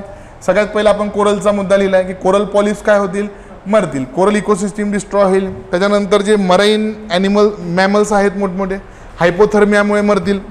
तिसरं बघा काय होईल, प्लँक्टन्स डिस्टर्ब होतील, त्याच्यामुळे फूड चेन एफेक्ट होणार आहे. चौथा मुद्दा बघा, releases variety of toxic chemicals बाहेर पडल्यामुळे काय होईल, ते जे फिश वगैरे आहे त्यांचं पूर्ण इंटरनल जे मेकॅनिझम आहे ते डिस्टर्ब होऊ शकतं, त्याच्यामुळे ते काय होऊ शकतात, मरूसुद्धा शकतात. Oil spills block the sun rays, as a result it may cause formation of dead zone. सूर्यप्रकाश पोचणार नाही पाण्यामध्ये, ऑक्सिजनची लेवल कमी होईल आणि काय होईल, डेड झोन्स तयार होतील जिथं मराईन ऑर्गॅनिझम जगू शकत नाही. 5 मुद्दे लिहिले. त्याच्यानंतर जो पुढचा मुद्दा लिहिला आहे बघा, तो आता कोणाच्या कॉन्टेक्स्टमध्ये, आता मी क्वेश्चनचा जो तिसरा पार्ट आहे तो टॅकल केला आहे इंडियाच्या कॉन्टेक्स्टमध्ये. मग त्याच्यात लिहिलं आपण इंडियाचं vast coast line of 7,500 kilometres. त्याच्यामुळे काय आहे, आपल्यासाठी हा मुद्दा अगदी सेन्सिटिव्ह आहे. आणि मग पुढे काय लिहिले, 4 मुद्दे दिलेले आहे की इंडियाच्या कॉन्टेक्स्टमध्ये याचा काय काय परिणाम होईल. आणि सगळ्यात शेवटी काय आहे, कन्क्लूड केलेलं आहे. सो असं तुमचं काय असतं, एक आयडियल आन्सर असतं. ठीक आहे. आता काय करा, खूप लोड घ्यायचा नाही. सध्या सगळ्या सब्जेक्टचे इंट्रोडक्टरी लेक्चर बघा, कारण की तुम्हाला सांगतो इथे 99% मुलं असे आहेत ज्यांनी ऑलरेडी क्लासेस वगैरे केले, कोणाला सिलेबस माहीत नाही आहे. सिलेबस न जाणून घेता अभ्यास सुरू आहे. म्हणजे तुमचे कोणी मित्र त्यांना विचारा, त्यांना सिलेबस सांगता येत नाही. ठीक आहे. सो सिलेबस तुमची काय कुंडली आहे, सिलेबसला धरूनच चालायचं आपल्याला वर्षभर. संपूर्ण सिलेबस कव्हर करायचा आहे. एक मुद्दा, एकही मुद्दा आपल्याला सोडायचा नाही. ठीक आहे. तरच तुम्हाला ॲक्च्युली तो आवाका कळेल, नाहीतर बस चाललंय असं नाही आहे. ठीक आहे. सो सिलेबस पहिल्यांदा तोंडपाठ करा. तोंडपाठ करा म्हणजे तो असा ठरवून तोंडपाठ नाही होणार. येता जाता काय करा तर सिलेबस वाचत राहा. GS1, GS2, GS3, GS4. ठीक आहे. येता जाता सिलेबस वाचत राहा. एकदा का तुमची त्या सब्जेक्टचे लेक्चर सुरू झाले की मग त्याच्यानंतर PYQs बघायला सुरुवात करा. आणि ते PYQs कनेक्ट करा कोणासोबत, सिलेबससोबत, की सिलेबसमधनं कुठून कुठून ते टॉपिक आलेले आहेत. आणि एकदा का 1-1.5 महिन्यामध्ये तुमचं थोडं रायटिंग इम्प्रूव्ह झालं की मग त्याच्यानंतर काय करायचं तर PYQs लिहायला घ्यायचे सगळ्यात पहिले, मग PYQs. सो 3-4 महिने आपला हाच कार्यक्रम चालेल. आणि सोबत आपण ऑलरेडी लेक्चर झाल्यानंतर 1-2 आन्सर्स लिहून घेतो मेन्सला. हे पोरांना चांगलं माहिती की प्रत्येक लेक्चरनंतर 1-2 क्वेश्चन्स, 1-2 आन्सर्स आपले असतात. तर त्या टॉपिकवरचे मोस्ट ऑफ दी PYQs किंवा मग एखादा क्वेश्चन आपणच इथे वर्गात लिहून घेतो. ठीक आहे. चालतंय. आज आपण आज आपण जे काही शिकलो त्यात तुम्हाला काय अडचण आहे का? ऑनलाईनचे विद्यार्थी आपले बरं सिलेबस कळला, व्यवस्थित कळला, घरी जाऊन एकदा पुन्हा बघा त्याला. ठीक आहे. त्याचे अजून तुम्हाला जे डिटेल्स सब पॉईंट आहे ते मी टीचिंग करताना प्रोव्हाइड करेलच. ठीक आहे. सिलेबस पहिल्यांदा पाठ करेन मी, पुन्हा त्याच्यावरती जोर देतोय हे तुम्ही समजून घ्या. ठीक आहे. सिलेबस पाठ असेल तर सगळं जमतं. काय होतं जेव्हा तुम्ही न्यूजपेपर वाचतात, न्यूजपेपर वाचताना एखादी गोष्ट घडली कुठेतरी तर तुम्ही लगेच काय करतात, सिलेबससोबत ती कनेक्ट करतात ना. म्हणजे कुठेतरी वाईल्ड फायर झालं, तुम्ही बघितलं की बाबा हे आहे ओरिसा आहे, ओरिसामध्ये सिमलीपाल नॅशनल पार्क आहे. तिथं समजा एक दरवर्षी काहीतरी 100-200 पेक्षा जास्त फॉरेस्ट होतात, फॉरेस्ट फायर्स होत आहेत. मग त्या केसमध्ये तुम्हाला काय होतं लगेच ते अरे सर हे कुठलं आहे, डिझास्टर GS3 मध्ये आहे, व्यवस्थित करा, विचारलं जाऊ शकतं. समजा एखादा आर्टिकल आलंय प्रोजेक्ट लायनवरती, लगेच तुम्ही काय म्हणतात अरे नाही रोहित सरांनी सांगितलंय कॉन्झर्वेशन, व्यवस्थित करा. प्रोजेक्ट टायगरला 50 वर्ष पूर्ण झाले, डोळ्यात तेल घालून वाचतो माणूस, तुम्हाला माहिती की GS3 मध्ये आहे, याच्यावरती प्रश्न विचारला जाऊ शकतो. समजा एखादा जनरल आर्टिकल आलेला आहे कशावरती तर अर्थक्वेकवरती, किंवा भुजमध्ये जे अर्थक्वेक झाले त्याच्यावरती एक हे आलेलं आहे, समजा आर्टिकल आलेला आहे आणि तिथला सोशो इकॉनॉमिक इम्पॅक्ट त्याच्यामध्ये सांगितलं किंवा एवढ्या वर्षापूर्वी भुजमध्ये झाला होता, तिथले लोक आज बी ह्या परिस्थितीमध्ये आहे. तर काय होतं डिझास्टर आणि डिझास्टरचा सोसायटीवरचा impact back of the mind असतं की काय आहे, डिझास्टरचा टॉपिक आहे, त्याचं काय विचारले तुम्हाला. जर का उद्या मला विचारलेच सोशो इकॉनॉमिक इम्पॅक्ट काय होतात तर मी काय करू शकतो, हे मुद्दे तिथे लिहू शकतो. समजा सायक्लोन आलं एखादं, बरोबर का नाही, जसं की सायक्लोनच्या पहिले बघा अलर्ट येतात, red alert, yellow alert, orange. UPSCनं प्रश्न विचारलाय, तुम्ही कितीतरी वेळा वाचतात काय न्यूजपेपरमध्ये. इवन तुम्ही आत्ताच बघा आयोग आपले याच्याने मेट्रोलॉजिकल डिपार्टमेंटने काय दिलं होतं, ऑरेंज अलर्ट दिला होता, रेड नव्हता ऑरेंज अलर्ट होता. मग हे जे वेगवेगळे अलर्ट असतात त्याचे मिनिंग काय होतात रोज वाचतोय, पण काय सिलेबसच माहीत नाही. जर सिलेबस माहीत असेल तर सिलेबसमध्ये सायक्लोन्स आहे, मग सायक्लोन्सशी रिलेटेड काय काय प्रश्न विचारले गेले. आता तुम्हाला सगळ्यांना माहिती आहे की सायक्लोन्सची नावं वेगवेगळे देश देतात, सो त्या मेकॅनिझमवरती प्रश्न विचारला आहे, रेड अलर्ट येलो अलर्टवरती प्रश्न विचारलेला आहे. आलं लक्षामध्ये. सो मग सायक्लोन संबंधी कुठेही काही वाचण्यात आलं तर लगेच काय करायचं, व्यवस्थित वाचायचं, मायक्रो नोट्स शॉर्ट नोट्स काढून ठेवायच्या जेव्हा मग तुम्ही GS वर. सो त्याच्यासाठी तुम्हाला काय गरजेचं आहे, सिलेबस माहीत असणं गरजेचं आहे. जर का सिलेबसच माहीत नसेल तर आजूबाजूला घडणाऱ्या घटना तुम्ही कशा कलेक्ट कराल तिथे. आलं लक्षात. त्याच्यामुळे हे पहिले 10 लेक्चर तर व्यवस्थित करा. हे जे इंट्रोडक्शनचे लेक्चर्स आहेत ह्याच तुमचा पाया असणार आहे, कारण की याच्यामध्ये आपण सिलेबस डिकोड करतोय की नेमकं तुम्हाला सिलेबसमध्ये काय काय आहे. आलं लक्षामध्ये. सो घरी जाऊन सिलेबस एकदा व्यवस्थित वाचणे. आय डू रिपीट, कोणाला काही क्युरीज आहेत, काही प्रश्न आहेत, लेक्चर संपल्यानंतर विचारू शकतात, काय अडचण नाही. मनात जर का भीती असेल तर. ओके. हँडरायटिंग मॅटर करते काय सर मार्क्समध्ये? नाही, रिडेबल असलं पाहिजे हँडरायटिंग, समोरच्याला वाचतेल इतकं चांगलं असावं. अगदीच खूप ऋषी सरांसारखं उत्तम नसलं तरी किमान माझ्यासारखं समोरच्याला वाचता येईल एवढं ते असावं. गरजेचं नाही की अगदीच सुंदर असतं असं काही नाही, रिडेबल पाहिजे. आणि तुमचं किती सुंदर हस्ताक्षर असू द्या, हँडरायटिंग तुमचं किती भारी असू द्या, तिथे गेल्यानंतर असा हात आपोआप सटकतो नाही का. पहिले 1-2 पेज माणूस लिहितो जरा व्यवस्थित, त्याच्यानंतर तुमचं अक्षर कदाचित तुम्हालाही कळणार नाही का. पण जे पेपर चेक करणार आहेत त्यांनी त्यांच्या आयुष्यात हजारो पेपर चेक केलेत, त्याच्यामुळे त्यांना ती अडचण नसते. ठीक आहे, काय अडचण नाही. हँडरायटिंग रिडेबल असावं, वाचण्यायोग्य असावं. अरे मदन आज ऑनलाईन आहे का? ओके. मदन, कमलेश, सौरभ, काय अडचणी आहेत का रे पोरांनो? ओके. आय होप की तुम्हाला आजचं लेक्चर सिलेबसचं अगदी व्यवस्थित कळलं असेल. So thank you so much for watching me and also listening to me. ठीक आहे, ऐकल्याबद्दल बघितल्याबद्दल धन्यवाद. ठीक आहे.